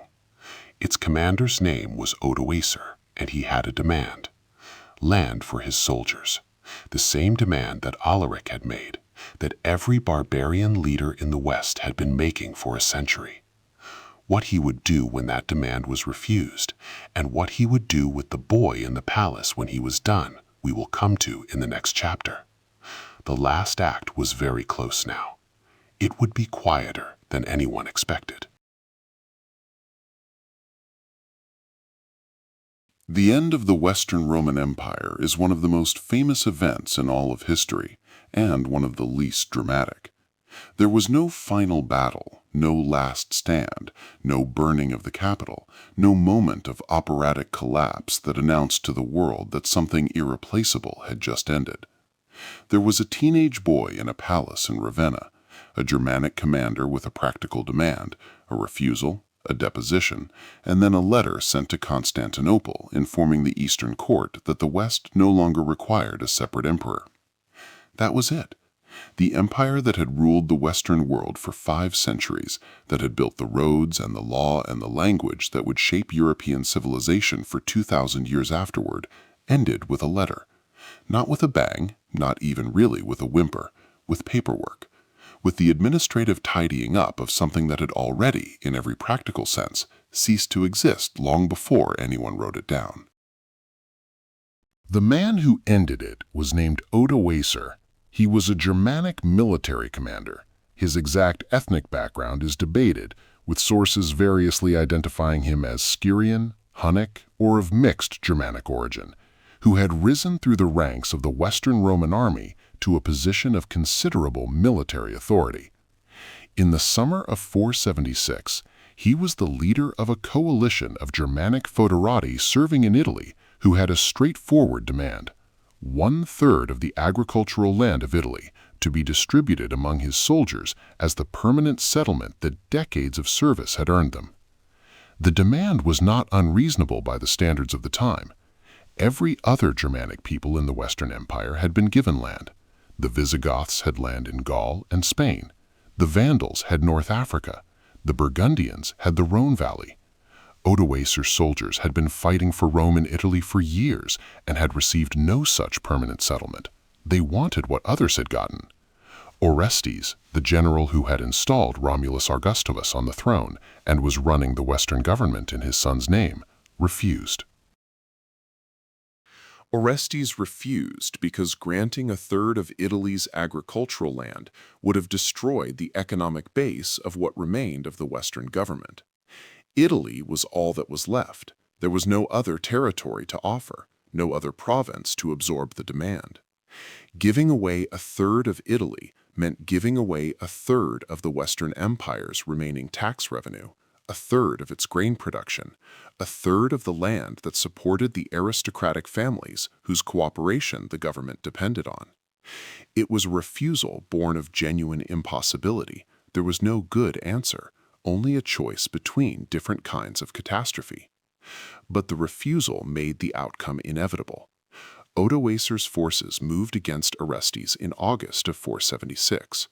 Orestes was captured near the city of Piacenza and executed. His brother Paul was killed near Ravenna shortly after.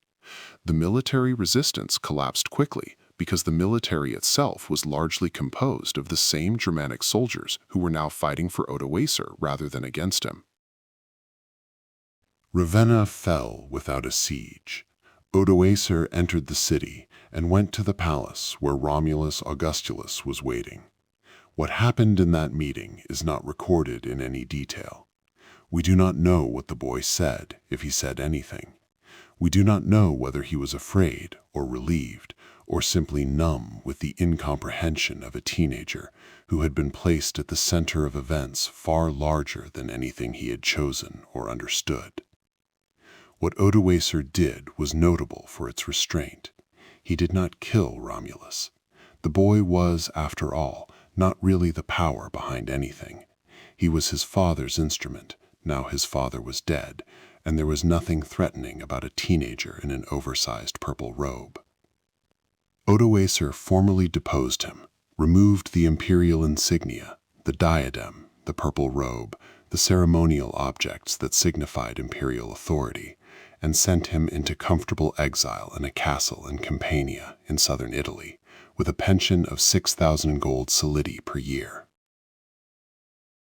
The location of Romulus's exile had a poetry to it that no one at the time was in a position to appreciate.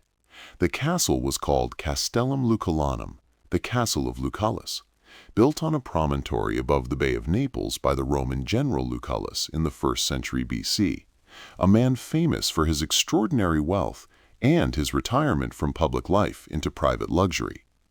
It was one of the most beautiful locations in the Italian peninsula, overlooking the same bay where Vesuvius stood, the same coastline that wealthy Romans had been escaping to for 5 centuries. Romulus Augustulus, the last Western emperor, the boy who had accidentally ended Rome, lived there, in that castle above that bay, for the rest of his life. He was still alive at least as late as 507 AD, more than 30 years after his deposition, still receiving his pension, still living in the place that the last act of Roman history had assigned him. He outlasted the empire. He outlasted Odoacer. He may have outlasted almost everyone who had been present at the moment his reign ended.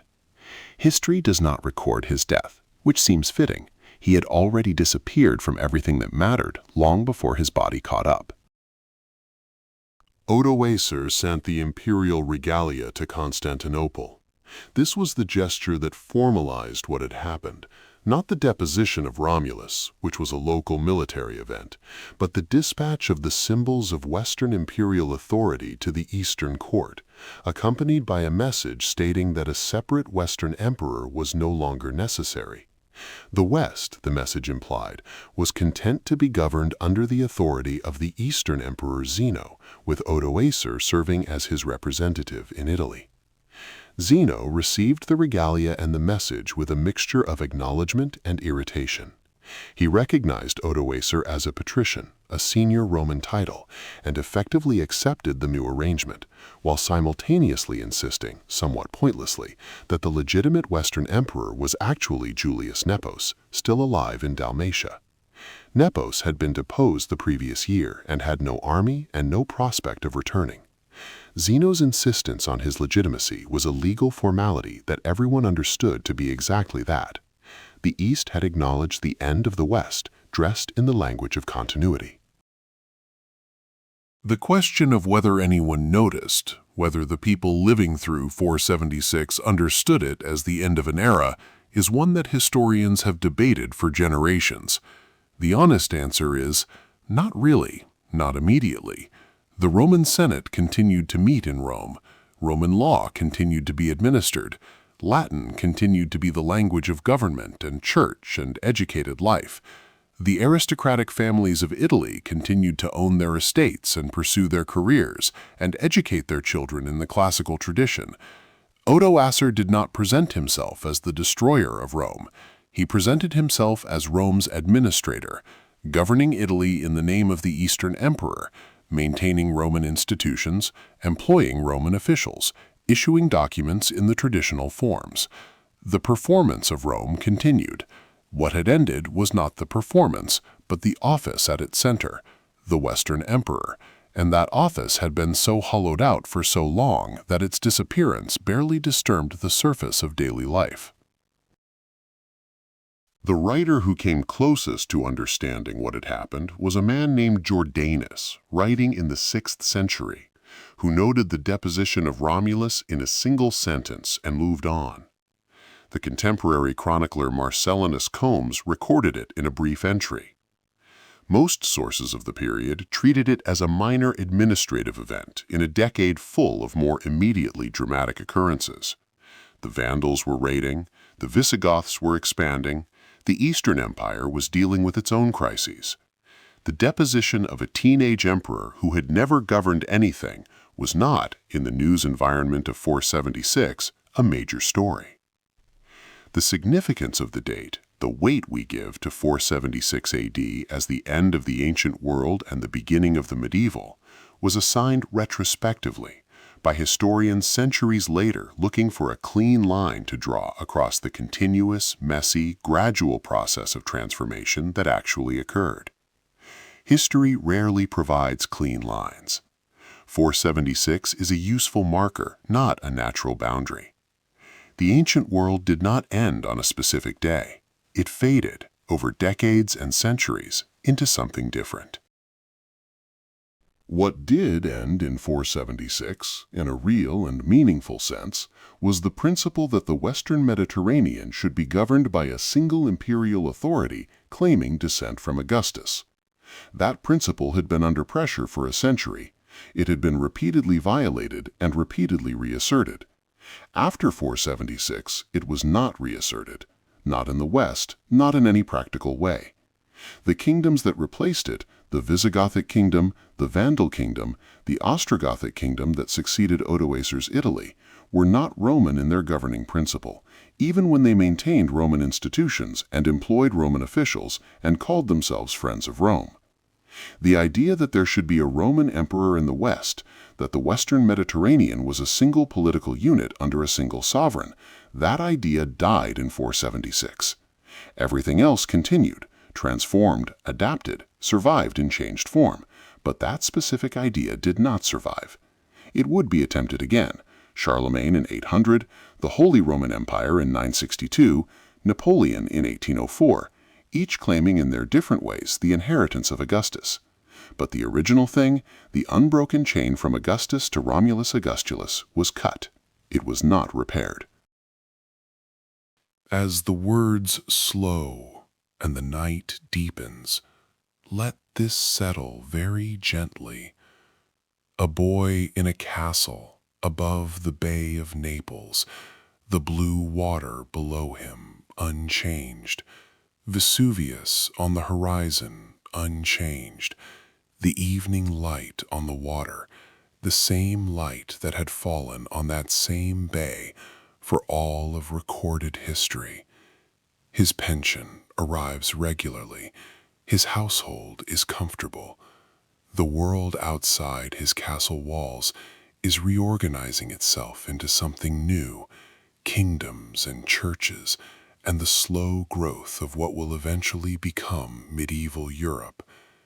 He does not know he is the last. He may not know what he was, even while he was it.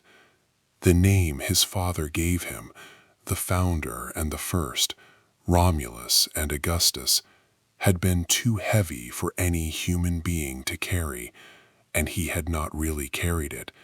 It had carried him, briefly to a palace, and then to a castle, and there it rested. The Western Empire had ended not with the drama its history deserved, but with the quiet that comes after something very large has been running for a very long time and simply stops. The Eastern Empire carried the name of Rome forward. The Western lands carried its language and its law and its memory. And in the castle above the bay, the last emperor of the West watched the sun go down over the same water it had always gone down over, and the world continued, as it always does, without him. The Eastern Empire did not celebrate the fall of the West. There was no triumph declared in Constantinople, no feast, no public acknowledgement that something significant had ended across the Adriatic. The Eastern court filed the paperwork, stored the regalia, and continued governing. The sun rose over the Bosphorus the morning after Odoacer's letter arrived, exactly as it had the morning before. The harbor was busy, the markets were open, the walls stood. This is perhaps the most remarkable thing about the Eastern Empire in the late 5th century. Not that it survived when the West did not, but that its survival felt, from the inside, like continuity rather than exception. The people of Constantinople did not think of themselves as the survivors of a catastrophe. They thought of themselves as Romans, governing the Roman Empire, doing what Romans had always done. The West had had difficulties. The West had always had difficulties. The East endured, as it had always endured, because that was what Rome did.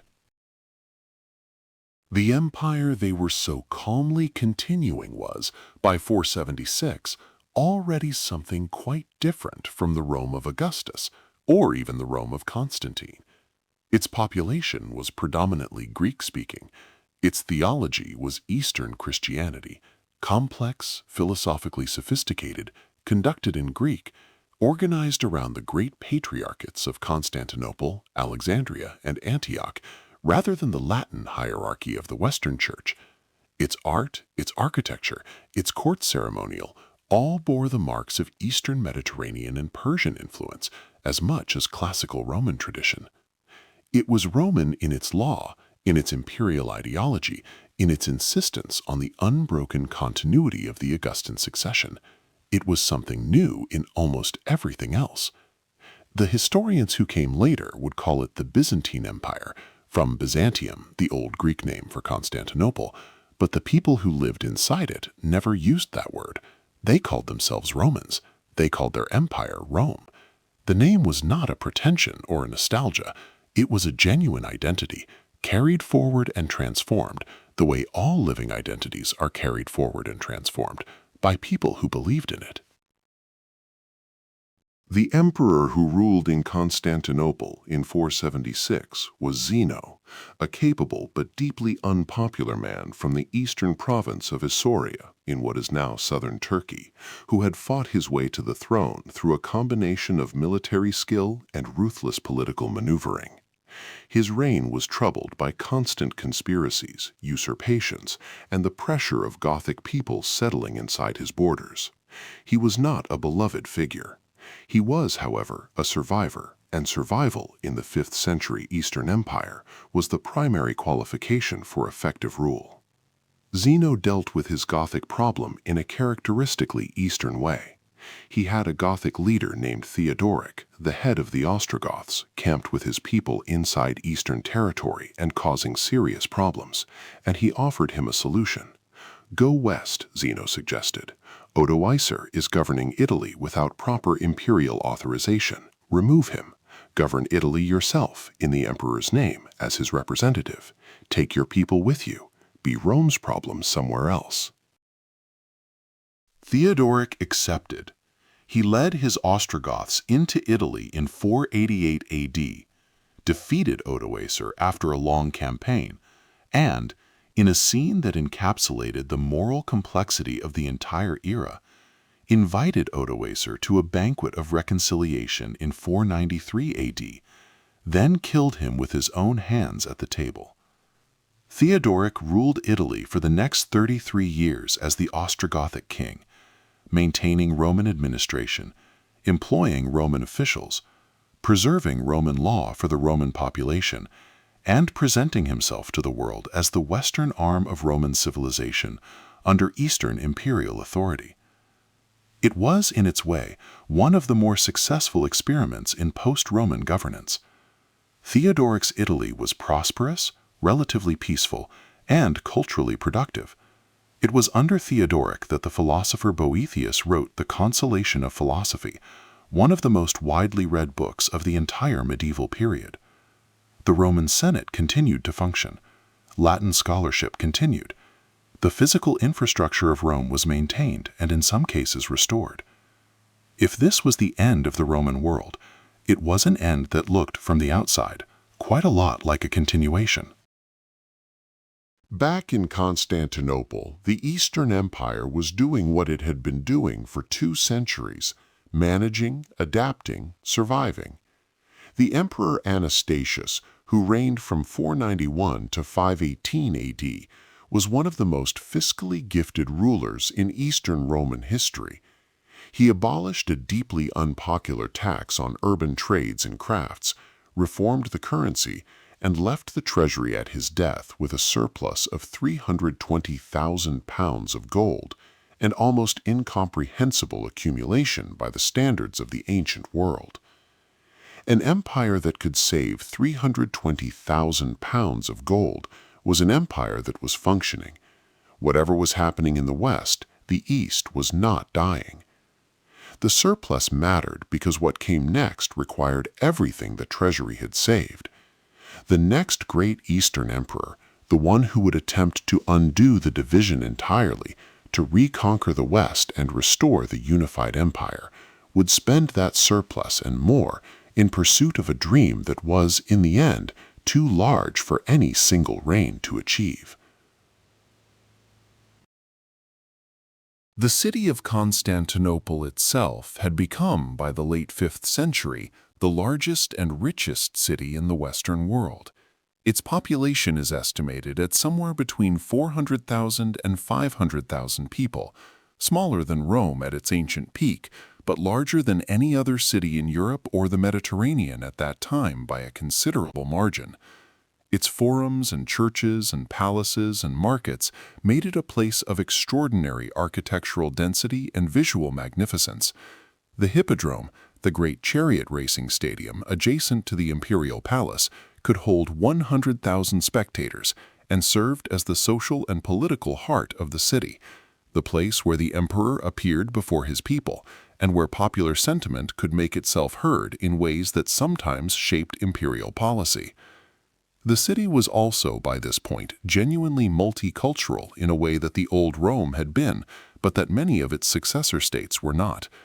Merchants, diplomats, scholars, soldiers, and pilgrims from across the known world, from Persia, from the Caucasus, from Arabia, from the steppes of Central Asia, from the kingdoms of the former Western Empire, passed through Constantinople constantly, making it a city where the world came to do business and where the empire's extraordinary geographic position translated into cultural as well as commercial wealth.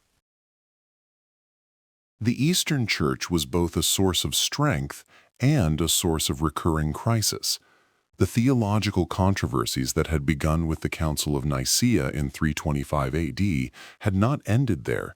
They had continued through the councils of Ephesus and Chalcedon in the 5th century, producing schisms and counter-schisms and theological positions that divided not just the Church, but the empire's provinces along lines that sometimes corresponded uncomfortably to ethnic and regional identities. Egypt, for instance, developed its own theological position, Miaphysitism, that the official Eastern Church declared heretical after the Council of Chalcedon in 451 AD. The resulting split between the official church and the Coptic Church of Egypt introduced a persistent tension between Alexandria and Constantinople that weakened the Eastern Empire's hold on its richest province. The church was the social glue of Eastern civilization, but it was a glue with fault lines running through it, and those fault lines would matter enormously when the Arab armies arrived in the 7th century, and the populations of Egypt and Syria proved less committed to defending Byzantine rule than Constantinople had assumed. The Eastern Empire's relationship with the peoples pressing on its borders was a constant exercise in diplomatic creativity.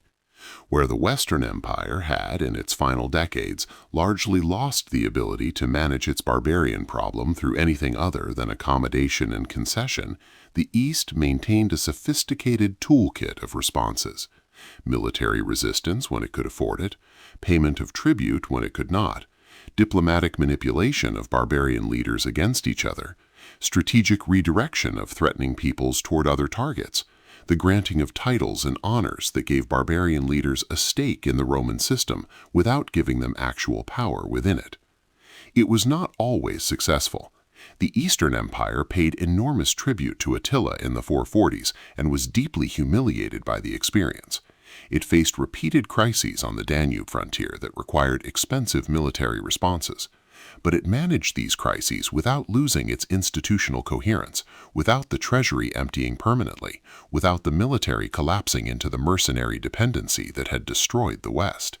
The East bent, it did not break, and bending without breaking over enough centuries is how civilizations survive.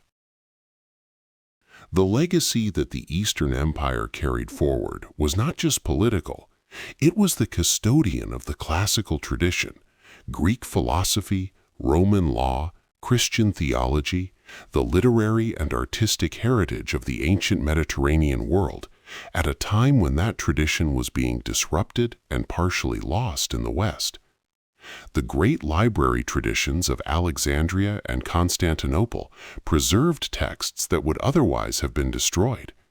Eastern scholars copied and commented on Plato and Aristotle, on Cicero and Virgil, on the Church Fathers and the legal commentators, maintaining a continuous thread of learned engagement with the ancient world that the West would not fully recover until the Renaissance.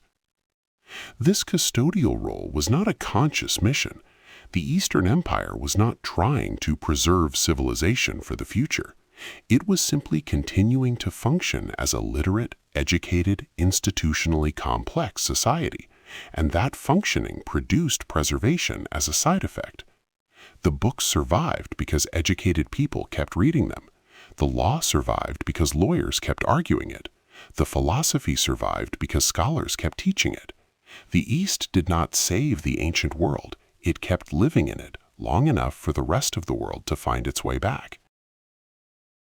So as the words slow and the breathing deepens, hold this image quietly.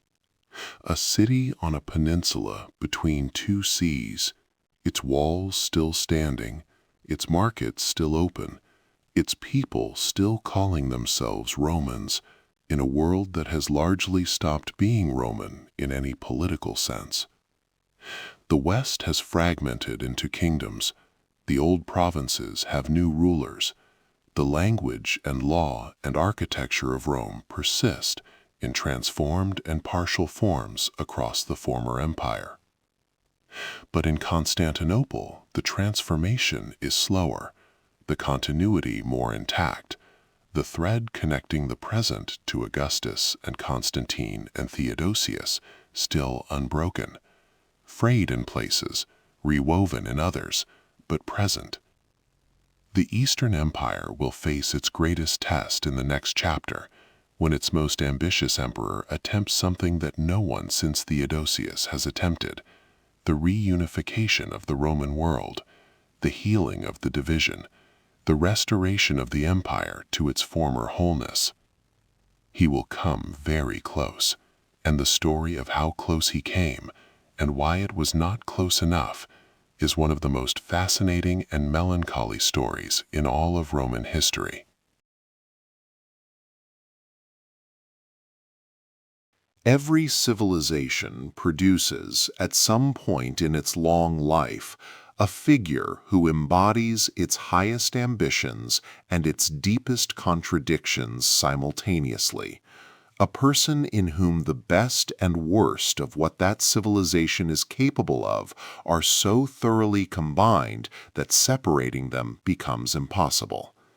For the Eastern Roman Empire, that figure was Justinian I, who ruled from 527 to 565 AD and spent 38 years attempting to do what no emperor since Theodosius had managed: govern the entire Roman world, east and west, as a single unified civilization under a single sovereign will. He came closer than anyone had a right to expect. The story of how close he came and what it cost and why it was not enough is one of the most remarkable and melancholy chapters in the long history of Rome, a story about the distance between ambition and reality, between the world as a powerful man imagines it and the world as it actually is. Justinian was not born to the purple. He was the nephew of Justin I, a Macedonian peasant who had risen through the army to become emperor in 518 AD, one of the more improbable careers in Byzantine history. Justinian had been brought to Constantinople as a boy by his uncle, educated in the capital, groomed for power by a man who recognized in his nephew a quality he himself lacked: a comprehensive, restless, organizing intelligence that needed the whole world as its field of operation. By the time Justinian became co-emperor with his uncle in 527 AD and sole emperor later that year, he had already been the effective power behind the throne for years. He had also made the decision that contemporaries found most scandalous and historians find most interesting. He had married a woman named Theodora, a former actress and circus performer from the lowest stratum of Constantinople's social world, who turned out to be one of the most capable political minds of the 6th century, and without whom Justinian's reign would almost certainly have ended much earlier and much less impressively than it did. Justinian's ambitions were theological as much as political. He believed with complete sincerity that God had appointed him to restore the Roman Empire to its God-given wholeness, that the division of the empire was not just a political failure, but a spiritual disorder, an offense against the divine plan that had created Rome as the vessel of Christian civilization. The barbarian kingdoms occupying the former western provinces were not just political rivals. They were, many of them, Arian Christians, followers of the theological position that had been declared heretical at the Council of Nicaea, governing populations of Orthodox Christians who deserved to be returned to the fold of the true empire and the true faith. This theological conviction gave Justinian's military ambitions a quality of genuine moral urgency that purely political calculation could not have provided. He was not simply an emperor seeking to expand his territory. He was, in his own understanding, an instrument of divine restoration. That understanding made him capable of expenditures and sacrifices that a more pragmatic ruler might have stopped short of, which was both the source of his extraordinary achievements and the mechanism of his ultimate failure. He began with North Africa. In 533 AD, Justinian sent an expedition of perhaps 15,000 soldiers under his greatest general, Belisarius, across the Mediterranean to the Vandal kingdom that had held North Africa since 429 AD. The campaign was, by any military standard, extraordinarily successful. Belisarius landed in North Africa, defeated the Vandal forces in 2 pitched battles, captured the Vandal king Gelimer, and returned North Africa to Roman control, all within the space of a single year. It was the most successful Roman military operation in over a century. Constantinople celebrated with a triumph, the ancient ceremony of victory that had not been performed in the East for generations, and Justinian's confidence in the divine sanction for his project was enormously reinforced. If God had given him North Africa in a year, what else might God give him with sufficient determination and sufficient faith? Italy was next. The Ostrogothic kingdom that Theodoric had built was, by the 530s, in a state of internal crisis following Theodoric's death in 526. Justinian dispatched Belisarius to Italy in 535 AD with a relatively small force, expecting a campaign similar to the North African one, quick, decisive, manageable. What followed instead was one of the longest and most destructive wars in the history of the ancient world. The Gothic War lasted 20 years, from 535 to 554 AD, and by the time it ended, it had effectively destroyed the Italy it was supposedly liberating. Belisarius took Rome in 536, lost it, retook it. He took Ravenna in 440, captured the Ostrogothic king Witigis, and returned in triumph to Constantinople, only to be recalled before the campaign was complete, sent east to deal with a Persian crisis, and replaced by less capable commanders who promptly lost most of what he had won. A new Ostrogothic king named Totila reconquered most of Italy and proved to be one of the most gifted military commanders of the era. Belisarius was sent back, fought brilliantly with inadequate resources, and was recalled again. The war ground on, year after year, the Italian countryside devastated by armies marching back and forth across it. The cost of the Italian campaign was staggering, in money, in soldiers, in the destruction of the Italian population and infrastructure that the campaign was theoretically meant to protect. Ancient sources describe plague, famine, and depopulation on a scale that Italy had not seen since the worst years of the 3rd century. The great senatorial families of Rome, the last living link to the classical Roman tradition, the families who had maintained Latin scholarship and Roman institutional memory through the Ostrogothic period, were devastated. Some died in the fighting, others fled. The city of Rome itself, which had survived the Visigothic and Vandal sacks with its population reduced but intact, lost most of its remaining population during the Gothic War. The war that was meant to restore Roman civilization to Italy effectively ended classical civilization in Italy. The elaborate urban culture, the Latin literary tradition, the Roman aristocratic way of life that had persisted through a century of Ostrogothic rule, these things did not survive the liberation. What Justinian reclaimed was a territory. What he destroyed in claiming it was the living continuity of the Roman world in the West.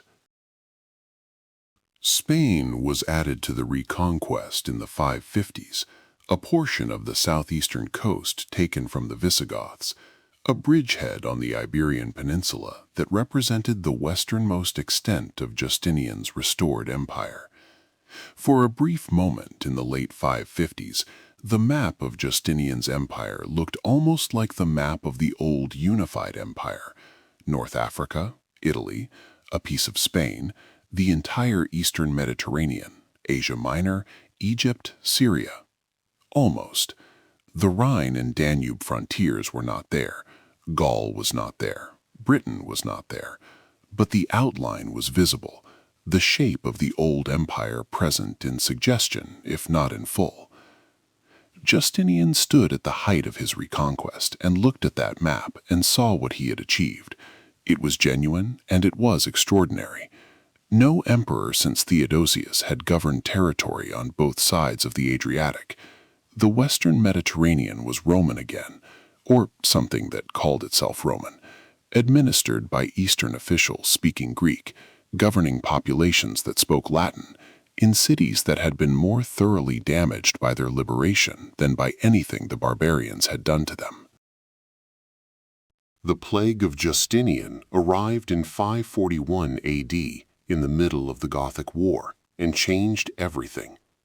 Beginning in Egypt and spreading along the trade routes that connected the Eastern Empire to the wider world, the plague, now identified by historians as bubonic plague, the same disease that would devastate Europe as the Black Death 8 centuries later, killed somewhere between 25 and 50 million people across the Mediterranean world over the following 2 centuries of recurrence. In Constantinople alone, ancient sources describe 5,000 to 10,000 deaths per day at the peak of the outbreak. Justinian himself contracted it and survived, but his empire did not emerge unscathed. The plague killed soldiers, farmers, administrators, taxpayers.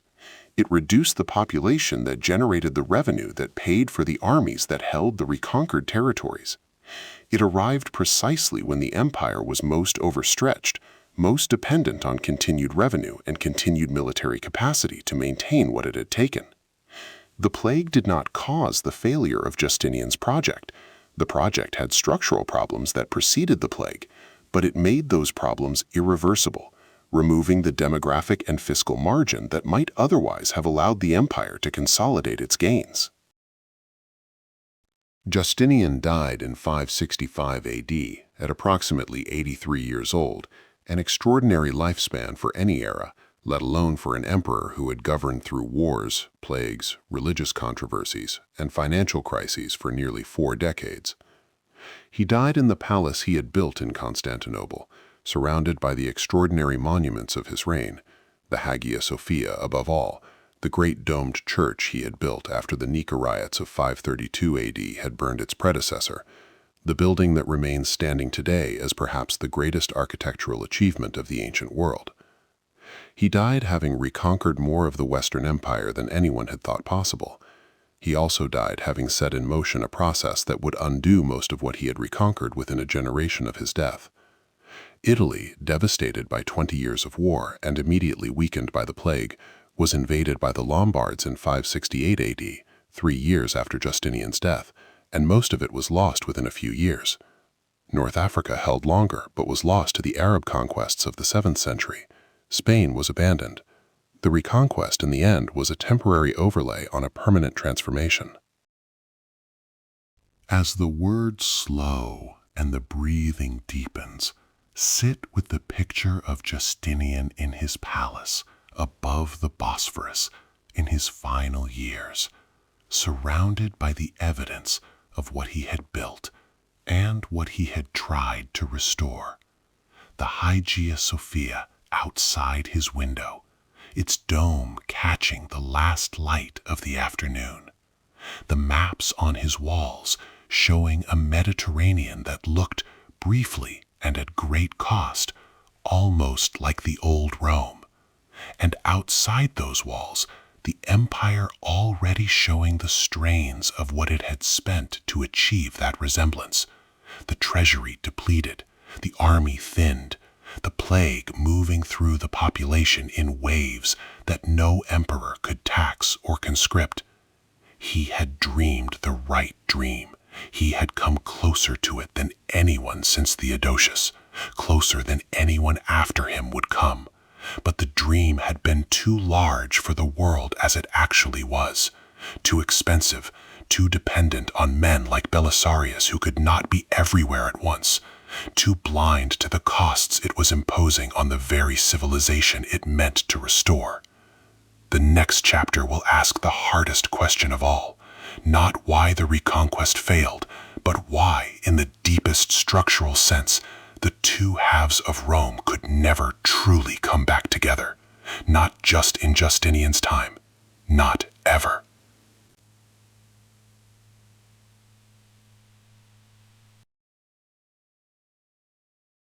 The question that this entire series has been building toward is not really about what happened.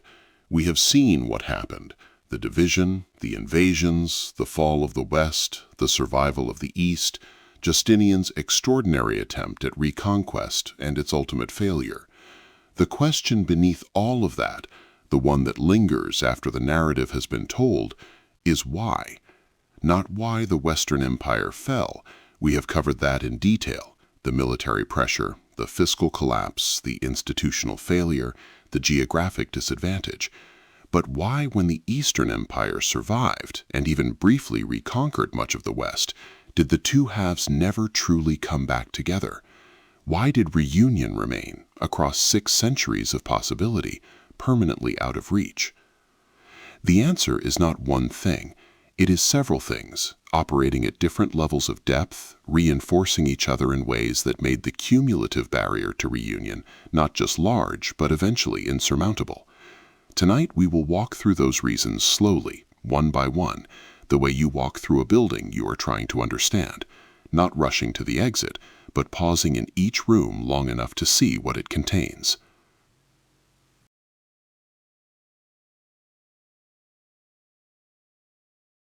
The first and most fundamental reason is language. Latin and Greek were not just different vocabularies, they were different ways of organizing thought, different traditions of philosophy and rhetoric and theology, different relationships to the classical heritage that both halves of the empire claimed as their own. A Latin speaker and a Greek speaker could communicate through translators and bilingual officials, but they could not share the immediate, intuitive, taken-for-granted world of common language that is the foundation of genuine political community. By the 5th century, the bilingualism that had characterized the educated classes of the early empire had largely disappeared. Western scholars did not read Greek. Eastern scholars did not bother with Latin beyond administrative necessity. The two halves of the empire were not just governed in different languages, they thought in different languages, prayed in different languages, argued their theology and their law in different languages. Every attempt at communication across that divide required translation, and translation always loses something. The thing it loses over centuries is the sense of belonging to the same world. Religion deepened the divide in ways that language alone cannot explain.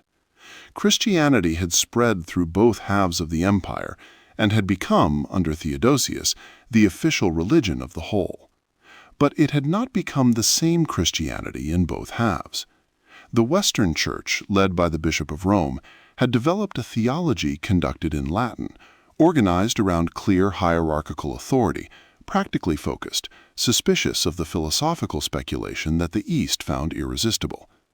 The Eastern Church, led by the Patriarch of Constantinople and the great theological schools of Alexandria and Antioch, was philosophically sophisticated, endlessly disputatious, and deeply resistant to the Western claim of Roman primacy. These were not minor differences of emphasis.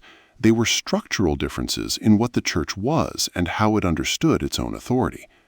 The question of whether the Bishop of Rome had universal jurisdiction over all Christians, a question the West answered with an increasingly emphatic yes, and the East answered with an increasingly emphatic no, was not a question that diplomacy or goodwill could bridge.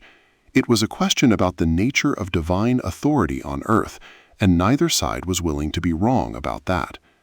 The Great Schism of 1054 AD, when the two churches formally excommunicated each other, did not create the division. It formalized what had been true in practice for centuries. The economic geography of the Mediterranean had reorganized itself in ways that made Western reunion less valuable to the East than it might appear on a map. The East was wealthy, urban, commercially active, connected to the trade routes of Asia and Africa. The West, after a century of warfare and barbarian settlement, was increasingly rural, depopulated, and economically contracted. Reconquering the West did not, for the most part, mean reconquering rich provinces that would add to Eastern revenue. It meant reconquering damaged territories that would require expensive garrisoning, expensive administration, and expensive reconstruction before they generated anything close to the cost of taking them back. Justinian's North African reconquest was the partial exception. North Africa had retained some of its agricultural productivity under the Vandals, but even there the costs of reconquest and maintenance were higher than the revenues justified. Italy was worse, a peninsula devastated by 20 years of warfare, depopulated by plague and flight, its agricultural infrastructure damaged and its urban life nearly extinguished, was not an asset. It was a liability dressed in the costume of Roman nostalgia. The East reconquered the West not because it was economically rational to do so, but because the idea of Rome demanded it, and ideas, however powerful, eventually run out of money.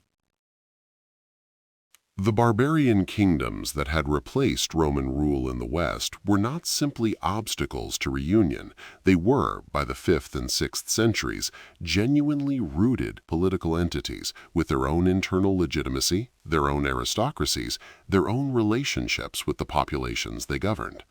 The Visigothic kingdom in Spain had been in place for nearly a century by the time of Justinian's reconquest. The Frankish kingdom in Gaul was developing the institutional foundations that would eventually produce the Carolingian Empire. These were not temporary occupations waiting to be undone. They were new political facts, growing more solid with each generation. The populations of the former Western provinces were not, for the most part, waiting to be liberated by Constantinople. The Roman aristocracy of Gaul had made its peace with Frankish rule. The Roman aristocracy of Spain had integrated with Visigothic governance.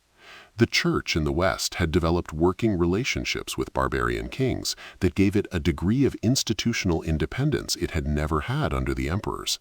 Reunion with Constantinople would have disrupted these arrangements, would have replaced local barbarian kings with distant Greek-speaking administrators from the Bosphorus, and the populations who had adapted to the new order had no particular reason to prefer the old one. Military geography made sustained Western rule from Constantinople effectively impossible. The Eastern Empire's capital was at the eastern end of the Mediterranean.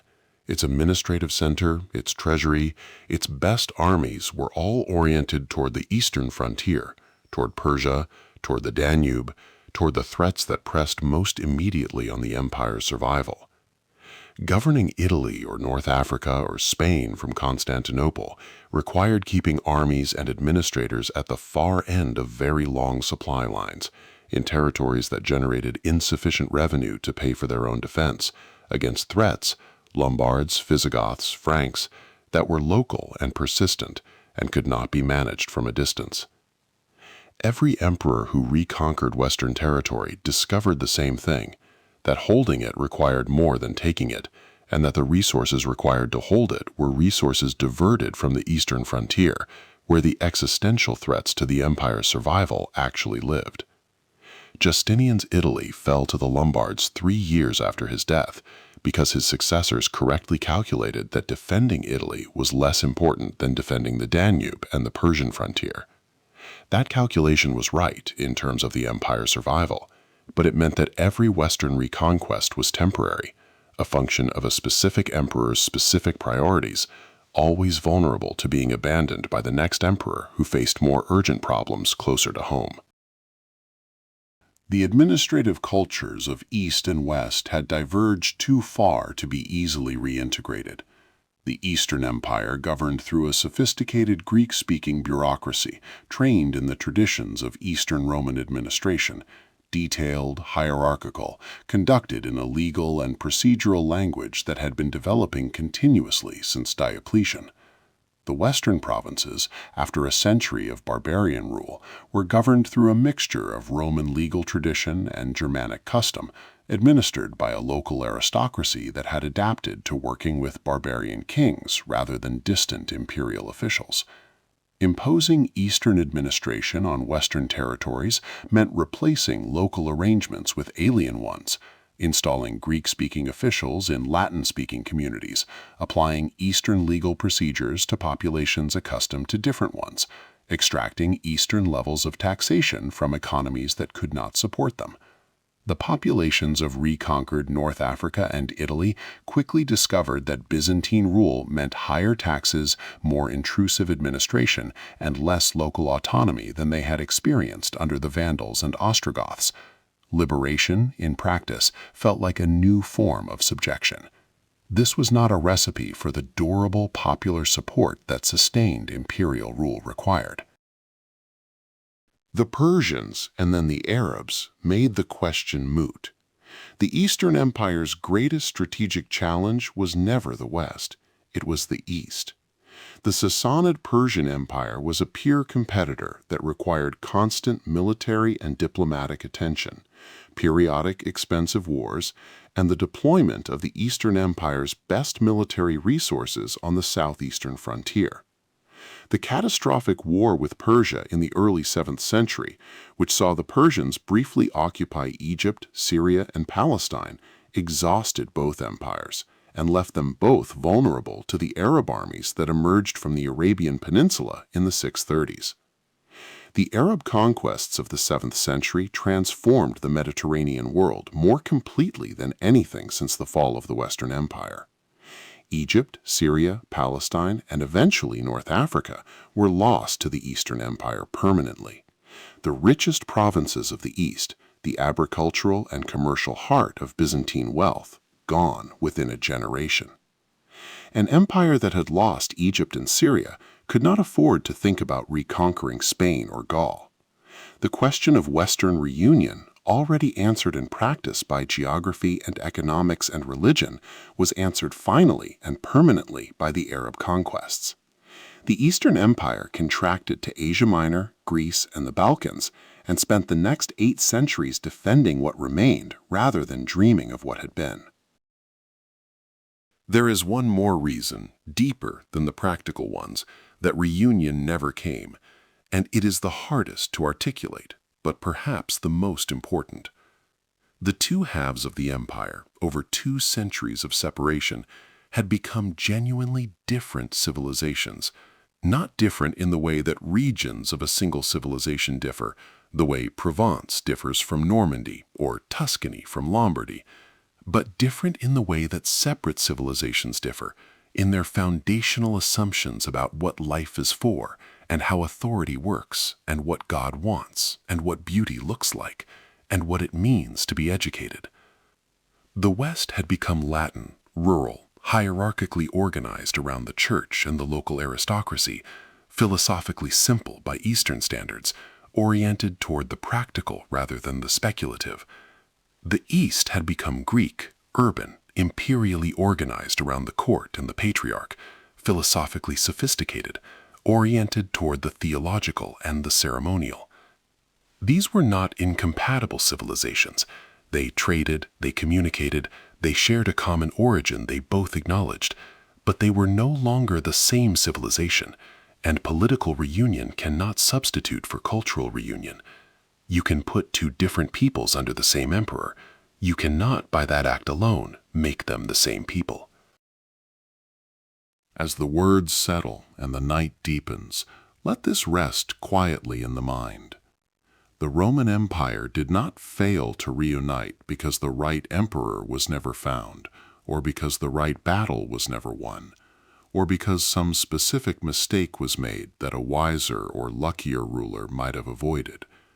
It failed to reunite because the forces pulling it apart were deeper than any emperor's will, rooted in language, religion, economics, geography, and the slow divergence of 2 communities that had once been one and had, over generations, become genuinely different from each other in ways that armies and edicts could not reverse. The division that Theodosius formalized in 395 AD was not a decision, it was a recognition, the acknowledgement in administrative form of a reality that had been growing for centuries beneath the surface of official unity. And once recognized, once given permanent institutional form, it deepened with every passing decade until the question of reunion was no longer a practical question but a nostalgic one, a dream that powerful men dreamed from time to time and to bent real treasure pursuing, and woke from to find the world exactly as it had been, divided as it had always been, the 2 halves carrying their shared inheritance in different directions, each becoming in its own way the ancestor of something new. We have arrived at the end of the question, not the end of Rome. Rome, as we are about to see, does not end. It transforms, multiplies, echoes forward through time in forms so various and so persistent that the word ending does not quite apply to it. What we have arrived at is the end of what we set out to do tonight, to walk slowly around the question of why the Roman Empire split and why it never came back together, to look at it from enough angles that its answers became not just facts to be remembered, but textures to be felt, the way you feel the grain of old wood when you run your hand across it in the dark. The question has been answered. The empire split because it was too large to govern from one center, because its 2 halves faced different enemies with different resources in different languages, because the forces pulling it apart were deeper than any emperor's will to hold it together. It never reunited because those forces deepened with every generation of separation, until the 2 halves were no longer the same civilization, and reunion had become not a practical project, but a dream, beautiful, recurring, permanently out of reach. That is the answer. But the answer is not the whole story. The whole story includes what came after, and what came after is, in its own way, as extraordinary as what came before. Rome did not die in 476 AD. It did not die when Justinian's reconquest unraveled. It did not die when the Arab armies took Egypt and Syria in the 7th century.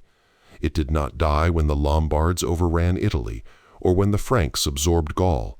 or when the last Roman legions left Britain to the Rhine and the Saxons. It transformed, slowly, incompletely, with enormous variation from place to place, into the medieval world, and then the medieval world transformed into the modern world. And the modern world is, in ways too numerous to count, the inheritor of Rome's specific choices about how to organize human life. The languages of Western Europe are Rome's most intimate legacy. French, Spanish, Portuguese, Italian, Romanian, all of them are Latin, transformed by time and contact into forms that a Roman legionary would not recognize, but that carry in their grammar and their vocabulary and their deep structure the imprint of the language that Rome spread along its roads across the Western world. English is not a Romance language, but it is saturated with Latin, through French, through the Church, through the Renaissance revival of classical learning, to the degree that something like 60% of its vocabulary has Latin roots. When you speak any Western European language, you are speaking, in some deep and partial sense, the language of Rome. Roman law is the foundation on which most of the world's legal systems are built. The great legal codes of continental Europe, the Napoleonic Code of France, the civil law traditions of Germany, Spain, Italy, and their former colonies across the world, derive directly from the Roman legal tradition that Justinian compiled in his Corpus Juris Civilis in the 530s. The concepts that organize modern law, contract, property, inheritance, torts, the distinction between public and private law, the presumption of innocence, the right to legal representation, these are Roman concepts, developed by Roman jurists over 5 centuries and transmitted through the Eastern Empire's preservation of the classical legal tradition. Even the common law tradition of England and its former colonies, the legal tradition of the United States, Canada, Australia, India, which developed separately from the Roman civil law tradition, absorbed Roman influence through the church courts, through Renaissance legal scholarship, and through the fundamental Roman idea that law is not the arbitrary will of a ruler, but a system of principles that applies equally to all and can be argued, interpreted, and appealed. The rule of law, the idea that even the powerful are subject to legal constraint, is Rome's gift to the world, imperfectly realized in every generation, never fully abandoned. The Christian Church was, for most of its history, more Roman than it was anything else. The Western Church organized itself on the model of Roman administration, dioceses following the boundaries of Roman administrative districts, bishops functioning as the equivalents of Roman governors, the Bishop of Rome claiming universal authority on the model of the Roman emperor's universal sovereignty.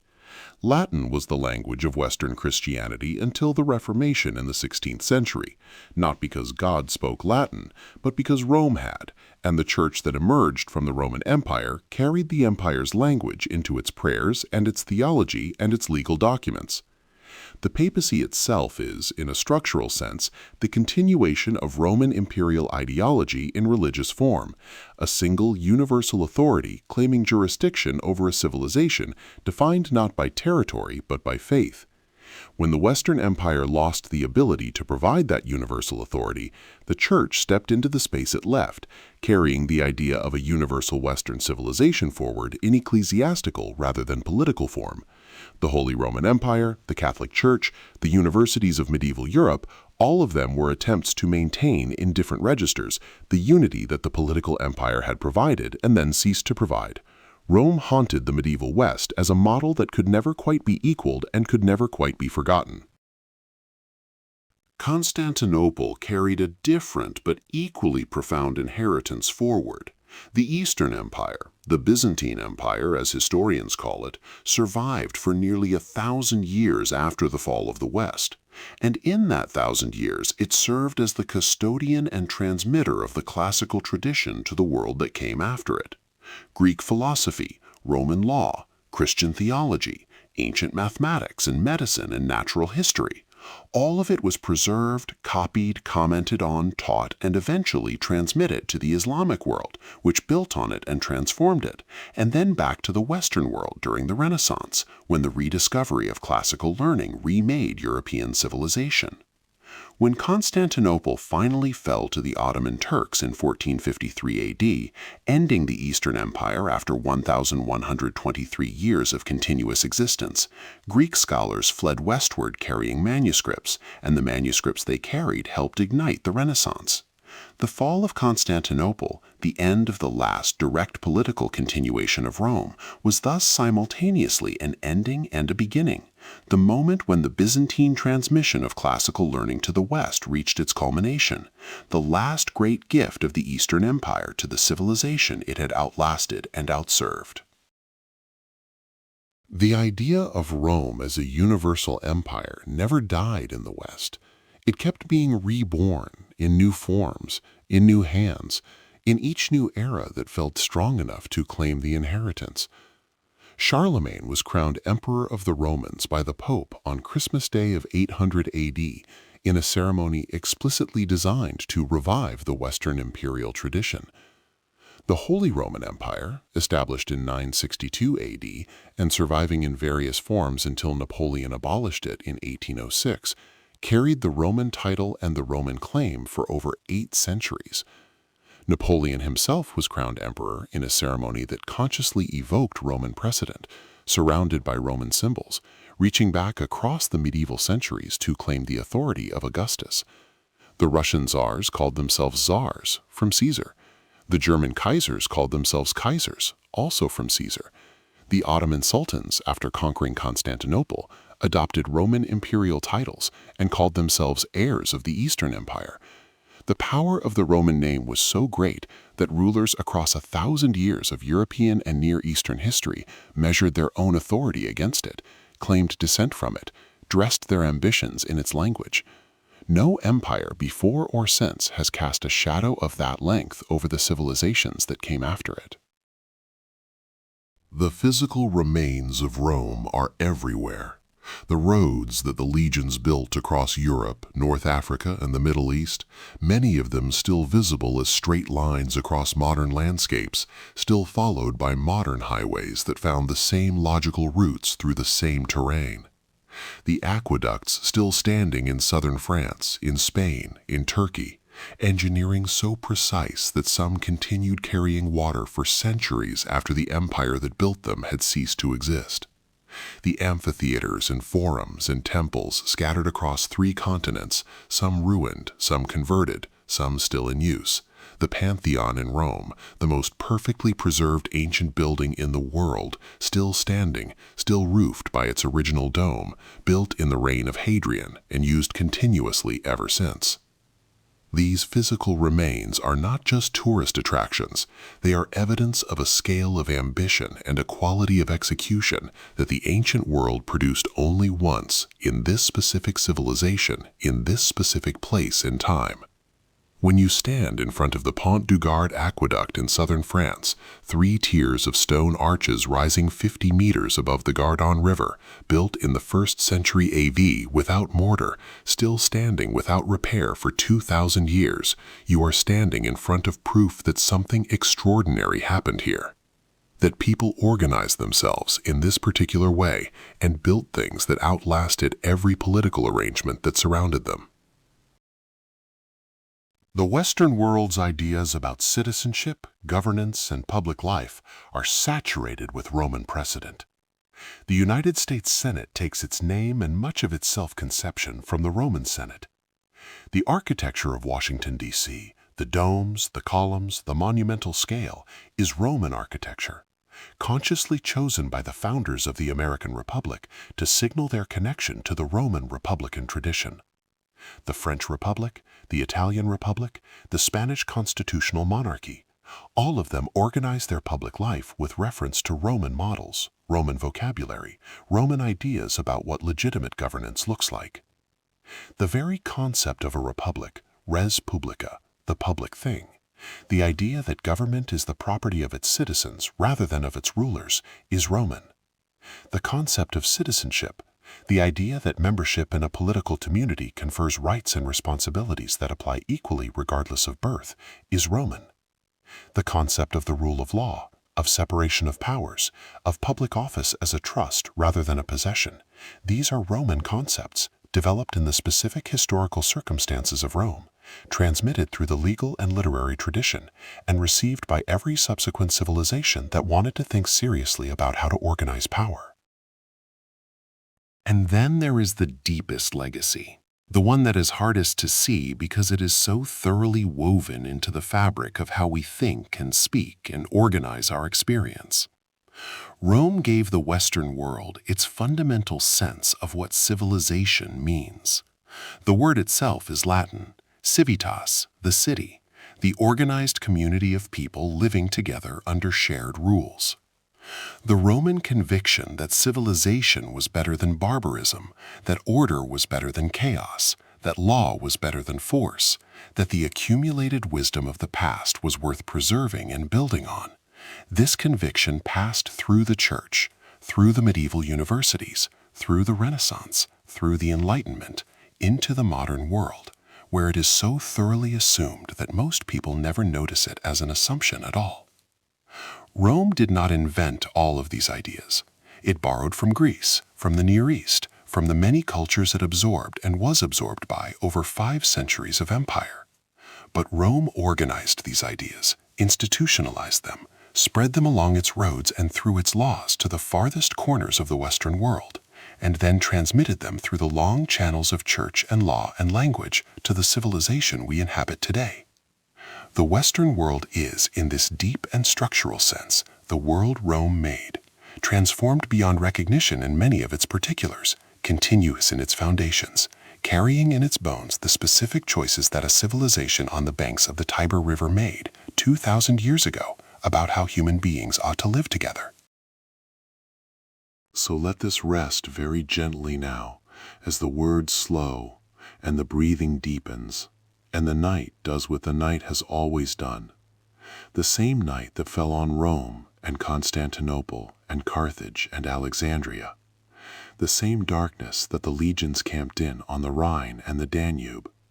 The same stars that the last Western emperor watched from his castle above the Bay of Naples, while his pension arrived and the world moved on without him. Rome is still here. It is in the languages you speak, and the laws you live under, and the roads that still run straight through the European landscape, and the domes that still float above the cities of the world. It is in the church and the university and the idea of the republic and the persistence of the belief that civilization is a project worth maintaining, that the accumulated work of human beings living together under shared rules is worth more than the alternatives, and worth defending, and worth passing forward to whatever comes next. The empire split because it was too large and too various to remain one thing forever. It never reunited because the two halves became genuinely different civilizations, each with its own way of carrying the inheritance forward. But the inheritance itself was never lost.